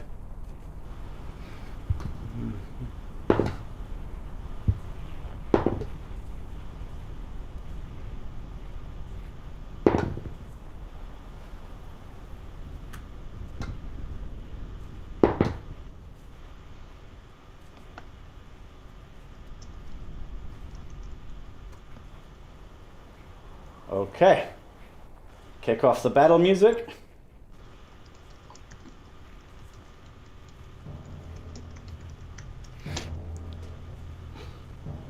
And switch the... Sorry, I've got so many things to manage.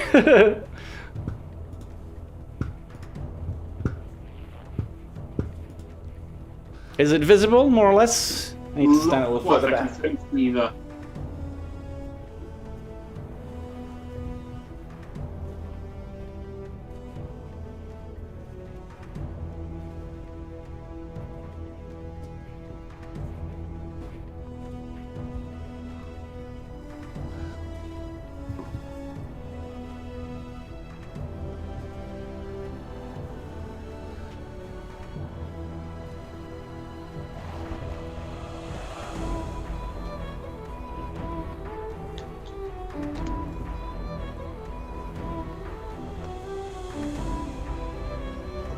See, I said the encounter would suddenly get harder because we fireballed the first warlock.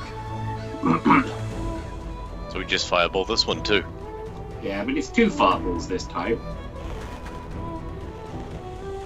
I've got 7 sorcery points, so I can I can bring back a 4th level fireball if we need. You know what? Make it a thunderball. I want to see them fly apart like leaves. Well, no, it'll have to be a fireball because otherwise, because remember, I have to use all 6 in order to get my 4th level back. And then it's one sorcery point to transmute, isn't it? No, I think it's more than that, no? Double Hold check. on, You should. I am missing one person. Okay.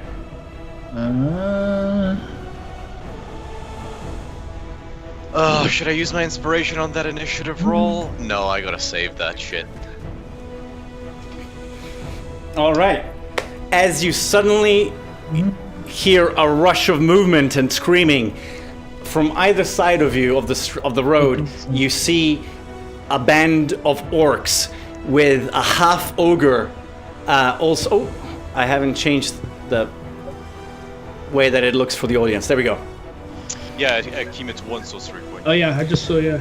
With one very large orc on this side looking exceptionally mean.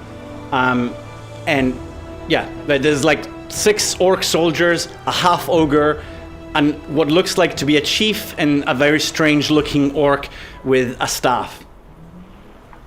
And it is the staff guy's turn. So he will... because as a bonus action, you can move up to his full speed.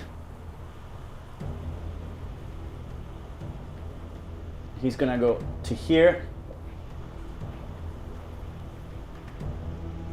And they're going to swarm Caliban. Actually, it's not their turn yet. I'll have to wait. So he goes back. Yeah, I think I got very excited. So he moves up, like sprinting towards Oreo, and with his great axe, he'll make 2 attacks.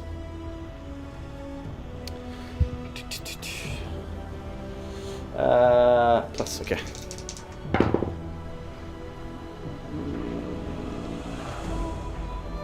Oh, that's not the right dice.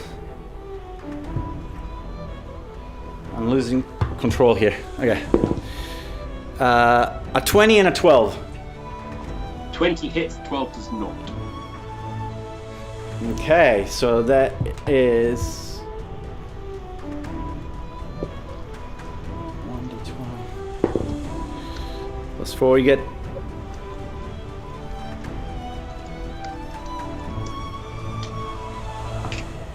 sorry, I'm trying to find the right dice. So you get 13 points of slashing damage. Uncanny dodge to reduce it by half. Very well. It is your turn. Hang on. Okay, he's actually in combat with you. Yeah, he's in combat with you. Okay, so I'm going to do insightful fighting. Sorry. Mm-hmm. So it's my perception against his perception. Okay. Oh, insight. Sorry, my insight against his Deception. his perception. I get a 23 on my insight roll. Oh damn it! I rolled well. He has a 16. But you can kind of see between his kind of crudely stitched leather and armor, like a spot where you could probably stab through. And I draw Bessie the cookery out, and I stab him with it. And that's good. And that's going to be natural 20 Natural 20. for Oh, a no. 27. Mm-hmm. So that's, hang on a second. That's 6 plus 4. That's going to be, that's 10 for the. That's 10 for the normal damage. And then sneaky back, which is going to be double the dice, if I'm correct. All right. Back for 18, 20, 23 points of damage. That's So, total, including everything? No, 23, 33 points of damage in total. Okay, he's taken a very hard hit as you kind of sneaked it right past his ribs and somewhere into a vital organ, and he just kind of growls as blood sort of comes out of his mouth as he's screaming in your face. And I say, sneaky orky. It is your turn, Durbik.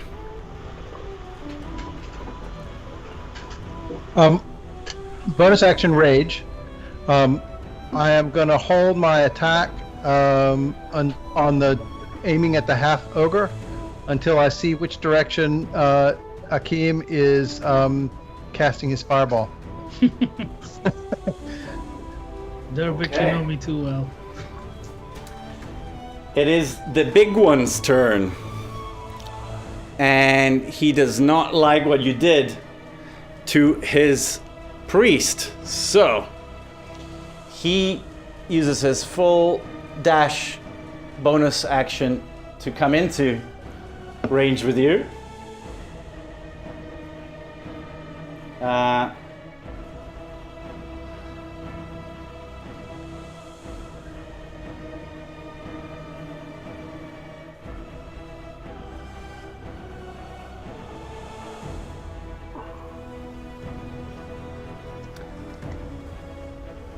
Yeah. All right. But within 30. Okay. So, goddammit, I shouldn't have rolled high initiative on him. What I can do with him is so much more damaging if he goes last. Anyway, in which case he will attack with his great axe for 2 attacks.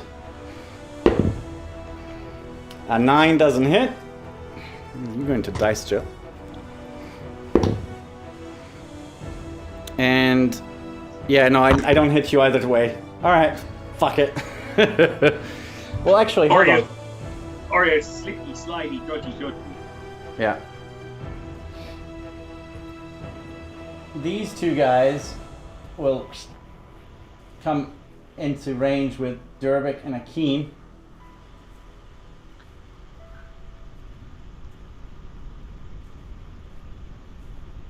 And these 3 guys will swarm Caliban.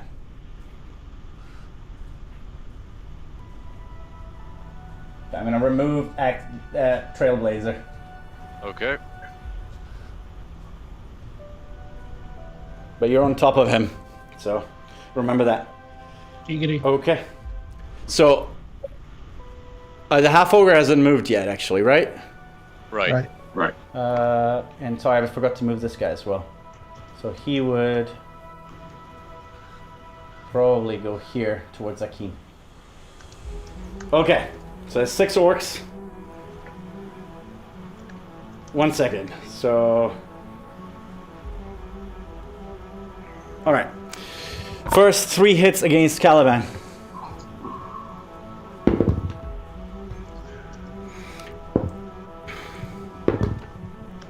God damn it. So first one is 11, second one is a 15. I know those don't hit.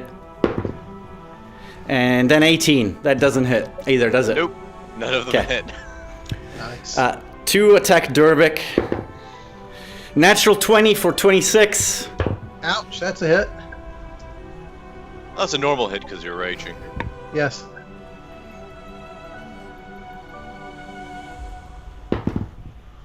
For 13 points of slashing damage. Actually, dice doubled, so that's 23 points of slashing damage. Okay. So I cut it in half because I'm raging. Cool. Second one trying to hit. Oh, sorry, the first one didn't hit Dervick. Is that what I said? No. Yeah. Yes. Did I say? Okay, so First one missed. first one missed. Okay, and then one of them's gonna try and hit Akeem. Okay. Oh, Yeah, we know Come how at me, bro. it's about getting hit. For 13, hits. that'll be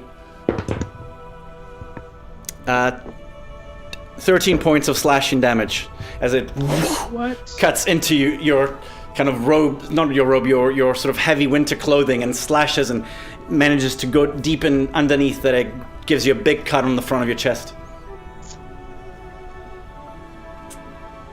I think that is all the normal orcs. And it is the half ogre's turn.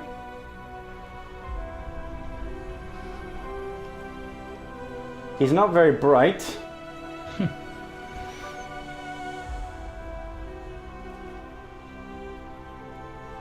How much can he move?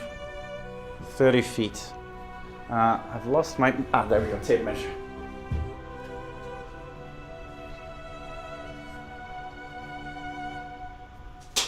Running around the back here. but he's out of range at the moment. Actually, 10 feet of range, I think. Yeah, he's in range with you, but you're not in range with him. If he's got reach, let me just double check if he's got reach. Yeah, large. Okay, so Durbik, you're holding your action. He's gone towards the back. Yeah. What would you like? You want to do your attack? For Akeem's, after, I mean, it doesn't make any tactical sense, but I said I was holding it for Akeem's spell, so I've got to wait till Akeem casts his spell, right? Okay, cool. So the ogre will try and hit Oreo. But he rolls really low with a 9. He goes woo, with his battle axe. It's the size, basically the size of Oreo, and Oreo just kind of ducks, and it goes right over the top of his head. And it is Akeem's turn. So, Drop a fireball at your feet. Well, here's the problem. If I cast the fireball right now, it's gonna hit. It's gonna hit you guys. Yeah. You can center it on me to hit the people flanking me. Yeah, but it's still like you're resistant, but you're not immune. It's still gonna hurt you. If I pass the saving throw, it'll take a negligible amount of damage. Your call. Your call. All right. So Caliban's on the right-hand side there, right? Or the one in the far corner? He's here. Cool. So fireball it is, directly at the guys tackling Caliban. All right, Caliban, roll a dexterity saving throw for me, and my orcs have to do the same thing. Natural 19 for a total of 21. Oh no, wait. So even more than that. Sorry, 25. What's the DC? What the? Oh yeah, 15. Okay, so the orcs all fail. Roll your damage. I just shuffle behind Trailblazer. How much? 37. Trailblazer. Let me see the Dex mod on an axe beak, but I think Trailblazer's dead. Yeah, sorry. That's fine. I can get him back later. The orcs that were in combat with Caliban are blown to smithereens, and they're gone. So is Trailblazer. He failed his saving throw. So I passed this. I succeeded on the saving throw. How much damage do I take? 37 divided by 2. Round it up. Oh right, so 36. So that's 19. 18, which halved again is 9 because I'm resistant. All right. We'll go with that. Akeem. Told you. Okay, so what? Akeem, that's your turn. Caliban. No, sure. Caliban, you're up. Okay. I just wait. I have action for Akeem's spell. True. Sorry. Am I required to attack the half ogre since that's what I declared? Yes. Sorry. So you roll to hit, and then if you hit it, it's just one attack, right? Yes. You can reach that half. Oh right, because you can throw the hammer. Never mind. 19. 19 hits as the hammer flies over the heads of the combatants, and basically the ogre is just kind of standing there going, "Huh?" and just smacks him right in the face, like right in the teeth. 13 for 12 points of damage. 13 points of damage. Okay. Oh, wait. I have a problem. I'm sorry, Dre. I used bonus action to rage, so I couldn't use bonus action to activate the hammer. Okay, so how much damage? Well, but that means the hammer won't return to me. So that means I threw a javelin instead. I'm sorry. Okay. That's inexcusable. And I rolled a natural 1 as in fitting with the complete mess I made of that. So, I missed. You missed? No, wait. Okay, sure. I think there's some confusion and a couple of things. We'll talk about it afterwards. Okay. Okay. It is back to... Oh, it's my turn, this guy. Oh yeah, sorry, because I got the turn interrupted. Yeah, sorry. Go on. All right, I will turn to look at all of them swamping my friends, and yeah, I'm gonna do this. I am gonna cast Bane at 2nd level, which allows me to target 4 creatures. I want to target the priest, the chieftain, the ogre, and 1 more orc within range. Okay. They all need to make DC 15 charisma saving throws. Okay. So Let me just double check how many. Up to 4 creatures. So yeah. All right, the chief. Let's do the chief first. Charisma saving throw. He's 15. Yeah. He fails with a 6. Then the priest. That went out of my dice box. He fails with an 8. And who else? The ogre and 1 other orc. The range is 30. Anyone in a 30-foot area. So I want to hit those 3 and then 1 other orc. You can't No, get sorry, the half so- ogre.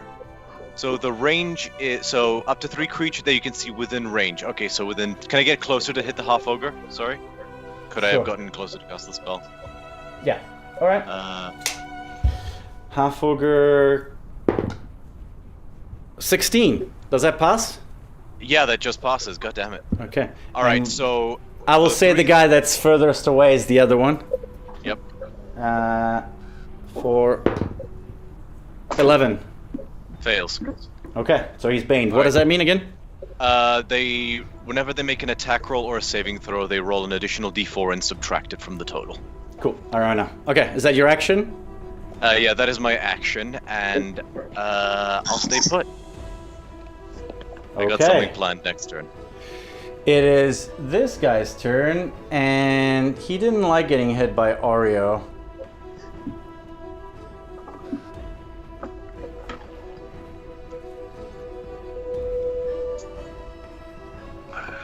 He's gonna stay put though. But he will cast a spell as he kind of uses his hand to do a gesture in the air, and suddenly a big giant spear appears next to Caliban.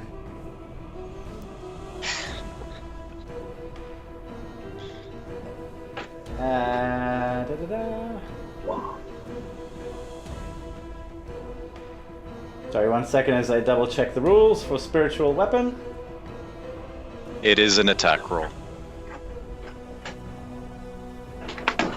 It doesn't tell me what his fucking... Ah, there we go. +3 to hit with spell attacks. Alrighty.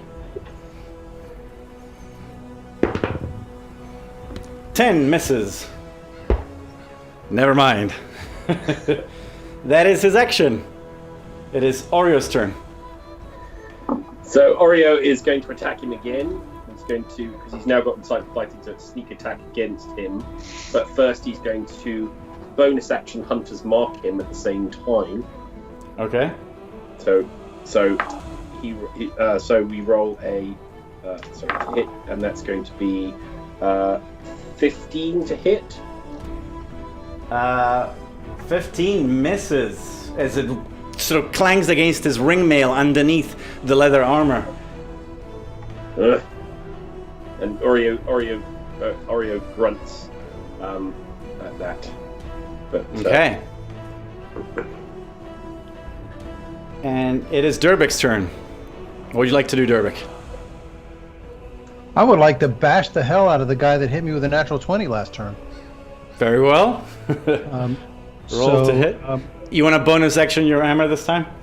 Yep, I do. Thank you very much. First is a 14. Does that hit? 14. Yes, it does hit. Against these ones, it does. Hang on a minute. I need to re-roll that. I screwed up. I rolled with advantage when I shouldn't have. Okay, so it was slightly higher, so that's fine. All right, so hang on. Can't get that.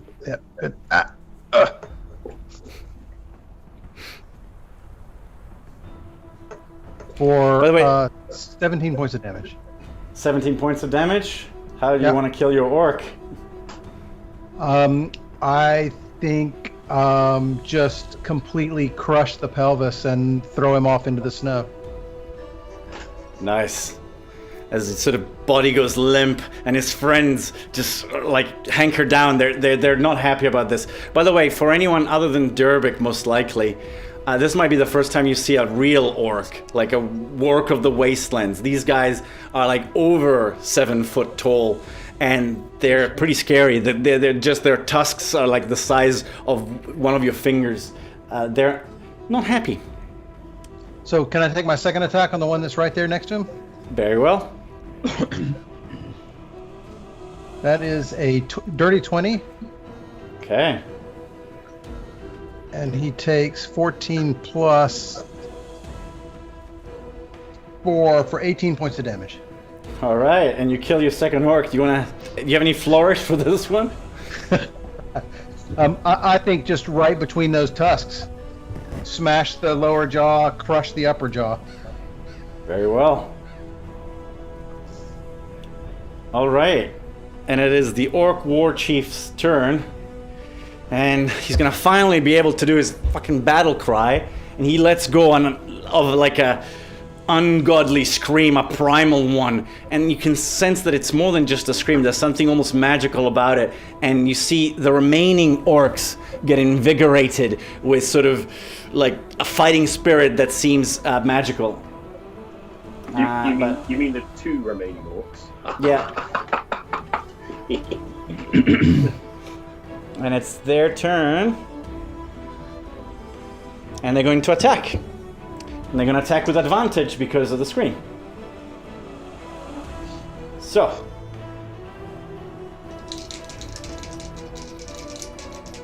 I guess they're in contact with Akeem and...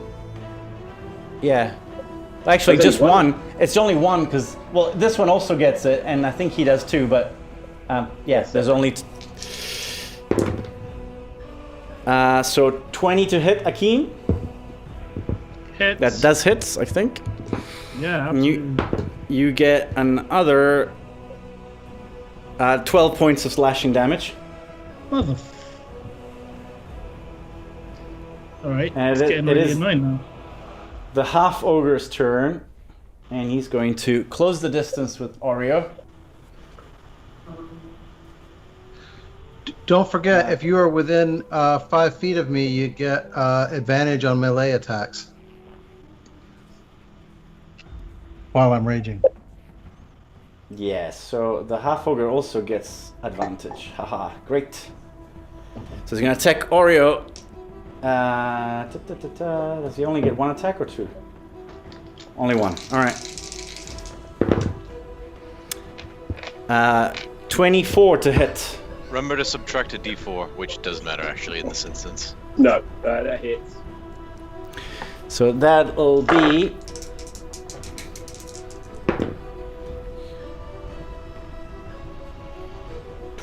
15 points. Sorry. Yeah, 15 points of slashing damage. Uncanny dodge. And it is Akeem's turn. Oh, I'm pissed. I'm very pissed. So, the big, ugly ogre guy, who's to the right of him? To this way. Yeah, who's that? That's the war chief, the orc chief. Ah, okay. And behind them is Oreo, right? Yes, here in the middle is Oreo. Yeah, it's gonna be hard to to hit them with a fireball without hitting poor old Oreo.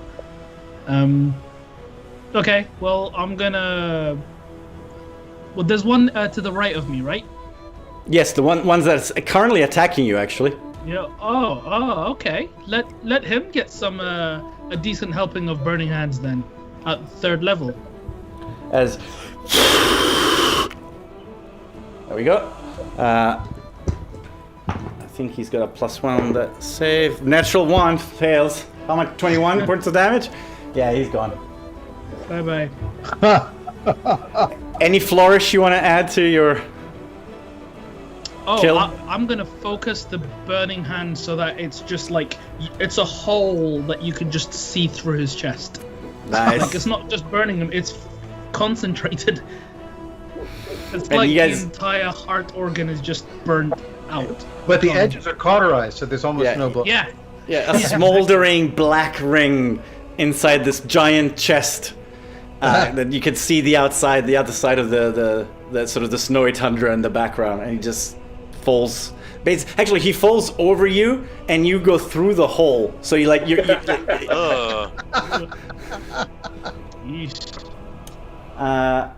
Okay, and it's Caliban's turn.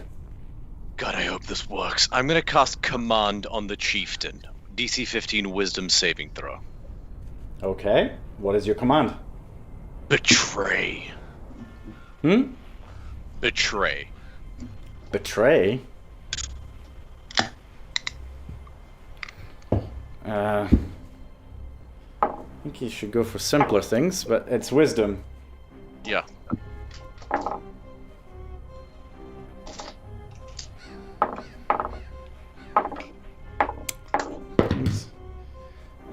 Does 15 pass? Is that with the D4? No. 14? 15 would have passed, but 14 does not. Okay, but I'm not too sure what he's going to do with that. What's his intelligence? 11. I'm hoping he attacks someone that isn't my friends. That was the goal. No, I know, but Yeah. grovel would have been easier. Betray is a complicated concept, but all right. You think it's gone through. You're not sure what he's going to do though. Okay, it's this guy's turn. Can I use my movement to try and interpose myself between the ogre and Oreo? Or actually, I'll get into, like, yeah, I'll just try to get as close to the priest as possible so Oreo has, like, flanking and stuff. I'll like to engage with the priest. Yeah, that's all I'll do. Okay, so the priest will use his bonus action to move the spear up to up to Durbik. Does 16 hit? On the number. Cool, and that is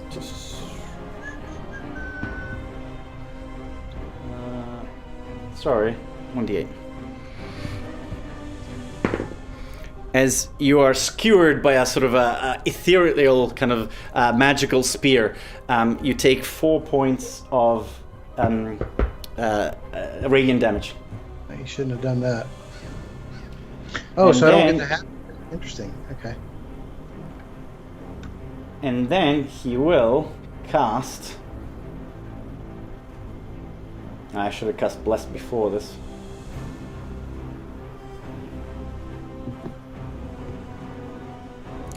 Command on you, Caliban. Good luck with that, buddy. He doesn't know. Save DC Oh wait, no, is- the guy who made the attack roll against Durbik, did he, that was the priest, right? well, it was a spiritual weapon. It's still an attack roll. Your call, but it's technically still an attack roll. Well, I don't think so, because it's a spell that goes in the damage. He's not attacking, it's the... I don't know. Bane, whenever okay. a target that fails a saving throw makes an attack roll or a saving throw before the spell ends, the target must roll a d4 and subtract the number rolled from the attack roll or saving throw. Did he make the attack roll? Fine, alright, then it misses. It doesn't happen to you, but I'm gonna have to look that up. Alright, well, if that happened... Ugh. He's gonna cast Bless, actually, then, because he's not happy about what's happened. He's gonna cast Bless on them three. So now I'm gonna say that the d4's counteracted. It doesn't go through, because basically it's plus d4 minus d4. Let's just make it nothing. Aww. Yeah. And it's Orio's turn. I'm still in combat with the Shaman, the priest, and I'm going to try and stab him again. You have flanking, I believe. So I have advantage, which is going to be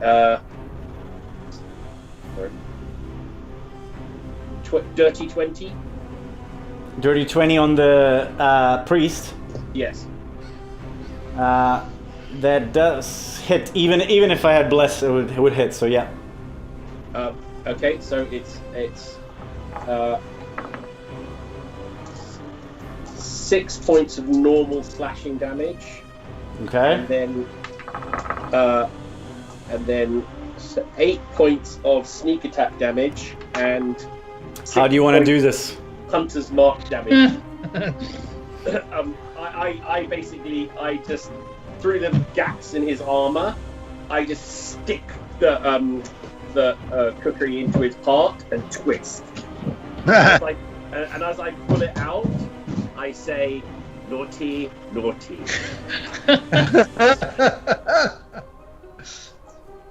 All right. It's Durbik's turn.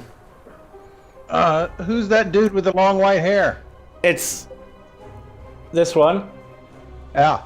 That's the orc war chief. Well, actually, Mini's not an orc war chief, but I didn't have one, so that's the orc war chief. From what I can see in the picture, that looks like the most immediate target and the thing that Durbik would go after. Does that make sense? Yep. So I'm gonna, if I have to go over the top of those crates on the sled, I will. It's short enough, so you can go to the side here. Okay. Hey, short enough? Are you making a dwarf joke? And I'm gonna bust him up. All right. Roll your hits. 23. That hits. Oh, minimum damage. 6 plus. Oh, that wasn't bad in the end. 12 points of damage. All right. Good to know. And 15. 15 misses. It glances off his chainmail, and he just growls and screams in your face. Little flecks of saliva sort of hitting you. And I'm And it howling is- back at him. Like he howled at us, I'm howling back at him. And it is his turn. He is going to roll his attacks first with advantage. Against you, Durbik, you've caused damage. And while he's commanded, Yeah, he's doing his command. You don't really know what he's doing based on that command. I rolled to see how he would interpret it. He's interpreted it in a particular way. of course he is. Okay. If it's outside of the description of the spell, like literally, it gives you in the spell the commands that will definitely give me an idea of what it needs to be done. You went outside, and I was like, what is someone that has no idea who you are going to do? And I came up and I made him roll his intelligence check. Okay.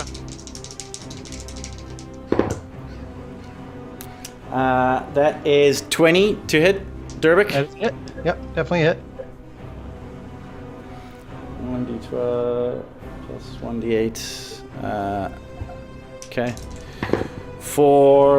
That's really low roll. 9 points of slashing damage, first one. Okay. And 17. That's it.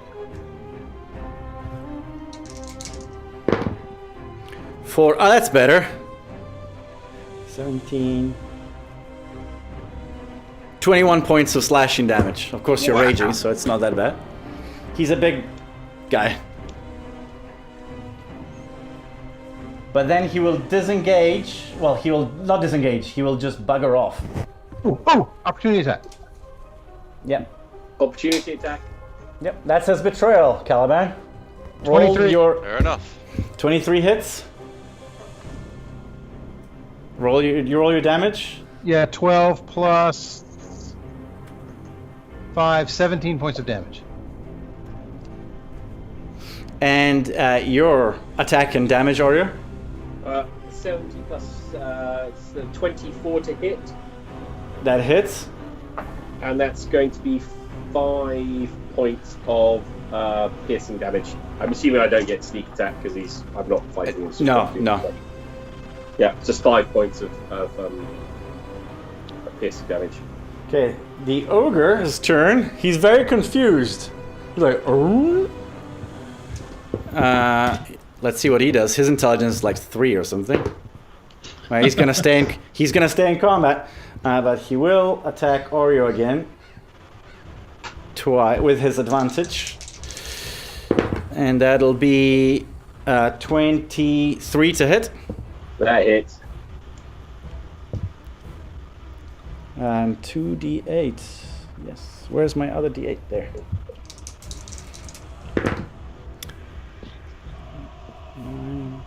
12 points of slashing damage.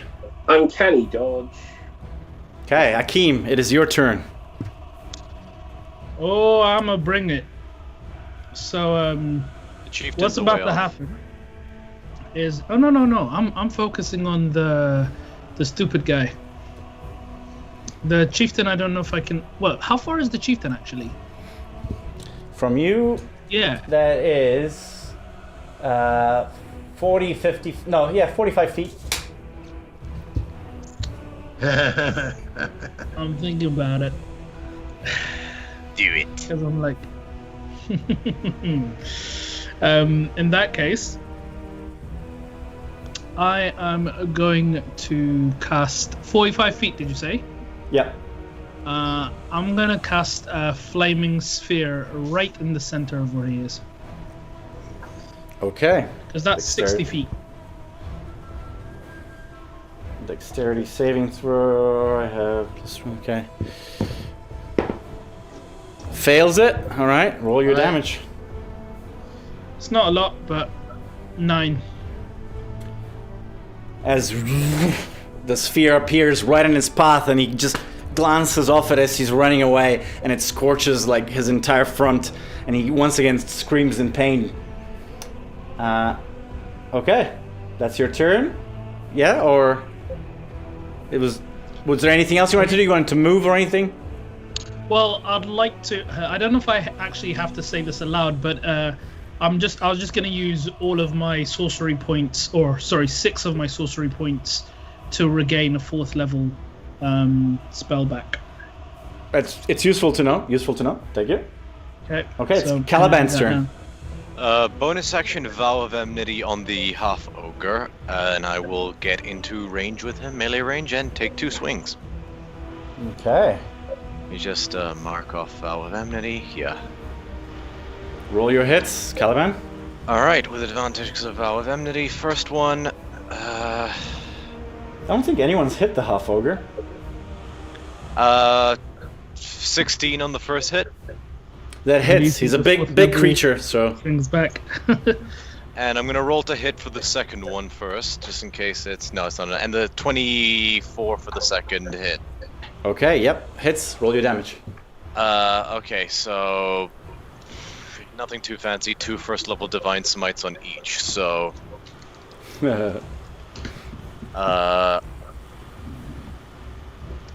6 points of piercing damage on the first one.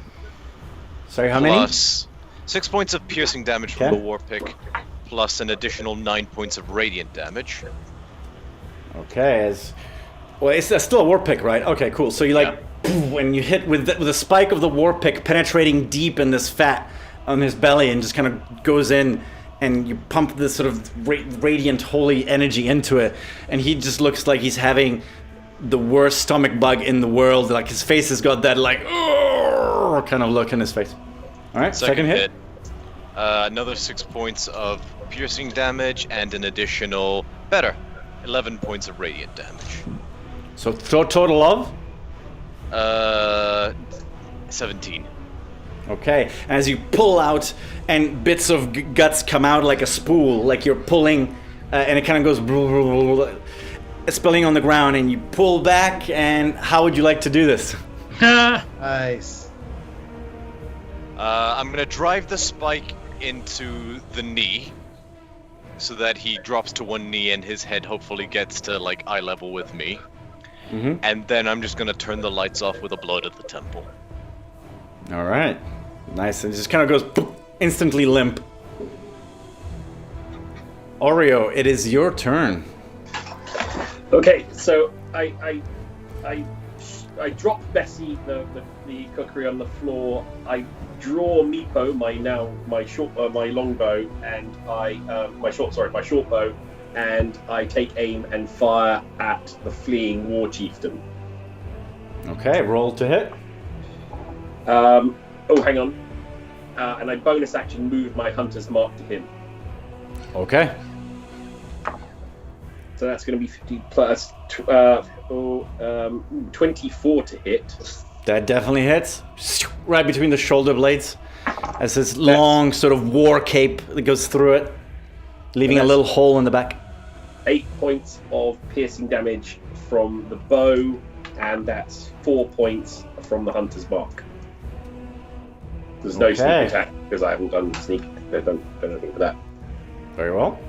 Thank you, Oreo. Durbik, it is your turn. The chieftain's the only combatant left on the field, right? Yep. Chasing him down. I've only got 35 feet of movement, but I want to get within 20 feet of him so I can throw without disadvantage. I'll be about there. Yeah. I'll be like, did you guys ever hear of Uncle Fester? Did you get the Addams family over here? Oh, yeah. Shoot him in the back. The first one is a 14. That misses. And the second one is a 22. That hits. As the first one goes wide and he looks back and then kind of tries to leg it even further. He's distracted, so that hits. 14 What's your points damage? 14. Oh. He stumbles and falls. By the way, I'm just going to put the little flaming sphere there. Oh, yeah. Just to remember. But he's going to start sprinting now. It's his turn. And he's going to double dash. Yeah, he's retreating. He's off map at the moment. What's his movement look like? It is, with a sprint, it's 60. 60 feet. Oh, I can catch him. There's nothing else left, so it is Akeem's turn. First? Oh, great. So then I dash as far as I can towards him. Mm-hmm. Wonderful. How far away is he from me? I know he's off map. From there, he's about 60 feet. Oh, it's cute. So what should I do? Fireball at the 4th level, which I believe has a range of 150 feet. He's not getting away.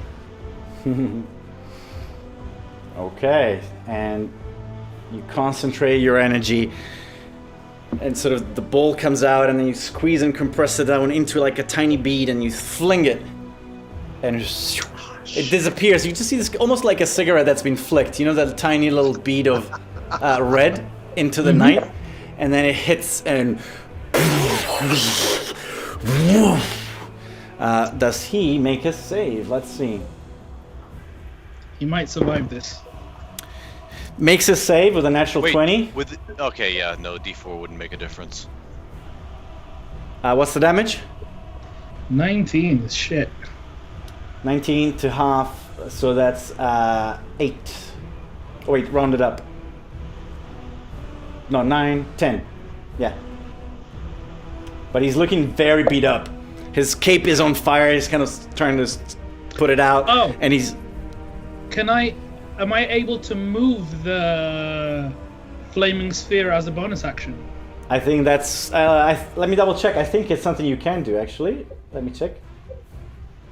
Burning sphere. I can never remember if it's flaming sphere. If it's bonus action, but only 30 feet. So you can't quite catch him. Okay. But good. It was a good shout. Good shout. Okay. It is Caliban's turn.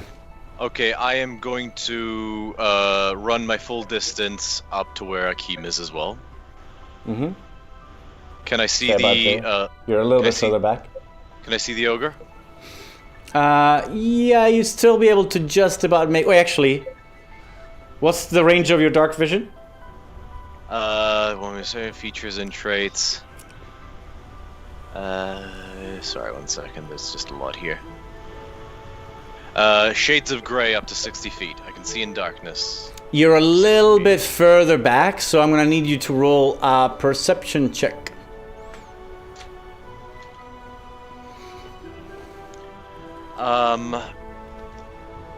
12. 12? Yeah, you see a dark shadow. You think you know where he is. Okay, drop the war pick, pull out a javelin, drag it across my horns, Legacy of Avernus, and I'm gonna throw for accuracy. Okay. He's how far away from me? He's 65 feet. And so I'm it gonna would be say that the fact that he's in darkness and you only just made him out with that 12 means that he gets like light cover, basically. Okay. It's at disadvantage as well. It's a 4 and a 2. Misses. I'll throw a second spear. Okay. This one doesn't have Legacy of Avernus. 9 and a 1. Misses. Okay. It is Oreo's turn. Green die. I run as far as can I move actually, so 40 feet. Well, actually, no, I'm going to use. Hang on. I'm going to use feline agility. Or I do like doing this for that too sometimes. I can use double my speed, so I can move 80 feet. I'm not correct. 80. Oh, no, 60 feet. I can move 60 feet. Sorry, 60 feet. Okay. 60 feet. So yeah, you're basically 10 feet behind him now, I guess. No, wait, 30, 60. No, yeah, 30 feet behind him.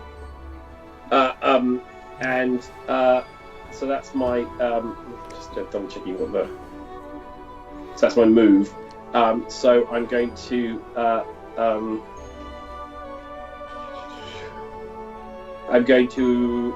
Do I have advantage on him because of Romeo's spell? No, a D4, but he Okay. he gets a D4 on his saves. Okay, so I'm gonna insightful fighting him. So it's a bonus action, insightful fighting. So Against his deception, right? yeah. So that's 16. 11. Sorry, I'm just getting insight 16 versus 16. So I don't know. I would say he saves that if that's the save. Yeah. Okay. So I don't get advantage, but I'm gonna fire the bow at him again, Okay, and that's gonna be a 19 to hit. that hits. Roll your damage. Oh, gonna drop that's 6 points of normal damage and 5 points of unsmart damage. So 11 in total. Oof. He's badly beat up. He's falling on his feet, but he's still standing. Dervik, it's your turn. I have 35 feet of movement. All right. So, Am I within 20 feet of him or not? so that's 60. You move 35. I would say you're 25 feet away from him, in theory. All right. So then I have to roll with disadvantage. Or a javelin. 11 is the first one. Okay, that misses. And 14 is the second one. That misses. Whew. And it's his turn, and he's gonna leg it another 60 feet out into the wilderness. It is Akeem's turn. He is now...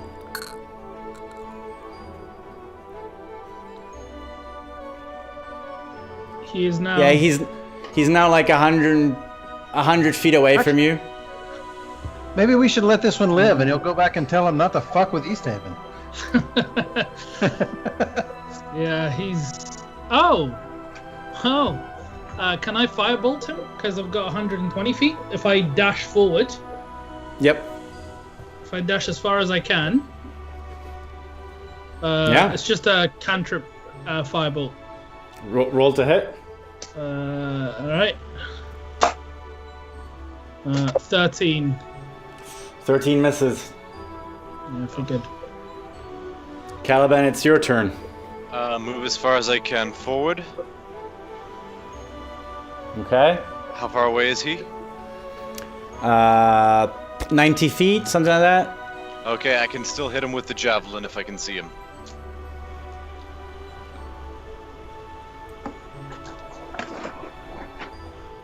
So I'm gonna make a hit with disadvantage. No.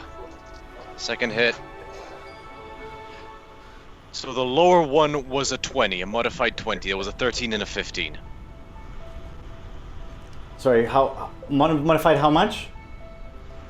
20 Modified 20, yeah. with disadvantage. Sure, that Yes, hits. I rolled a How do you want to 13 do and a this? 15. Yes. Yay. Just one.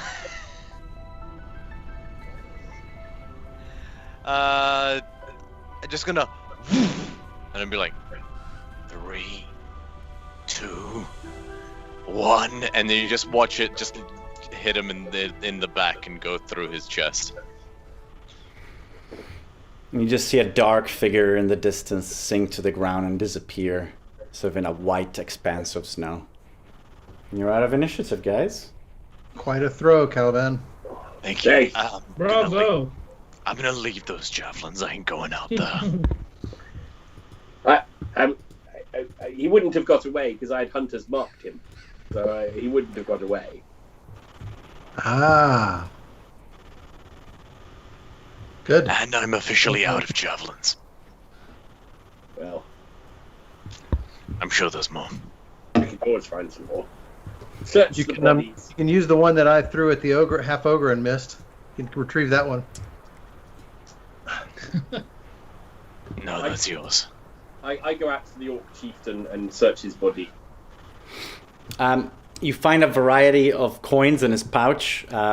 Something like, I'll just round it up in gold pieces. Let's say it's 50 gold pieces worth of silver and copper and gold. Just a few trinkets, a few bones and little amulets to Grumsh, the god of the orcs. Like sort of a necklace made out of ears that look like they're elvish ears. And I pick up Caliban's javelins as well as I walk back. Well, And I they're have- like 60 feet out. Yeah, but I've walked up. I've got him hunted. Okay. I didn't want to get.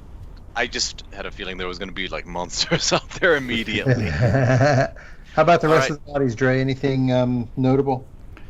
Well, you can pick up their weapons and probably another, maybe about 100 silver between all of the orcs. Okay. What was the And- half ogre carrying? A little bit of lint, what looked like a lump of earwax in the shape of his No, mom. I meant weapon. Oh, right. Ew. The half ogre's weapon is a big battle axe, like a big one for a large creature. Oversized? Yeah. Damn it. How about the shaman? He has a few things. He's got a spear and an axe and what looks like a staff for casting spells and a little pouch of components for casting spells. And also some bits and bobs for like sort of doing wilderness stuff like sacrificing animals, a little knife, things like that. And once again, a little amulet, what looks like to be an eye of Grumsh, the orc. Yeah. Orcs. Yes. Right. Shall we head home? I mean, Yes. I say home. I mean, where we are currently based. Were we like at the edge of East Haven when this ambush happened? Anyway. Like, you could see it in the distance. It was kind of the road on the way to East Haven, and you were almost there. But I think we'll end there tonight's episode, end a bit early. It's a nice ending point, and we can enjoy some more of the sunshine we're having here in London before it goes away. But thank you very much, guys. That was fun. And thank you for everybody you that was watching, including the people commenting. If you're still watching Romy and Ellipsis live, thank you so much. And thanks for chatting to us. I'll try to keep an eye on the chat a bit more. But yeah, awesome. I'll see you next week to see what the guys are up to. They've got a few possible threads to follow, as well as rebuilding plans. Anyway,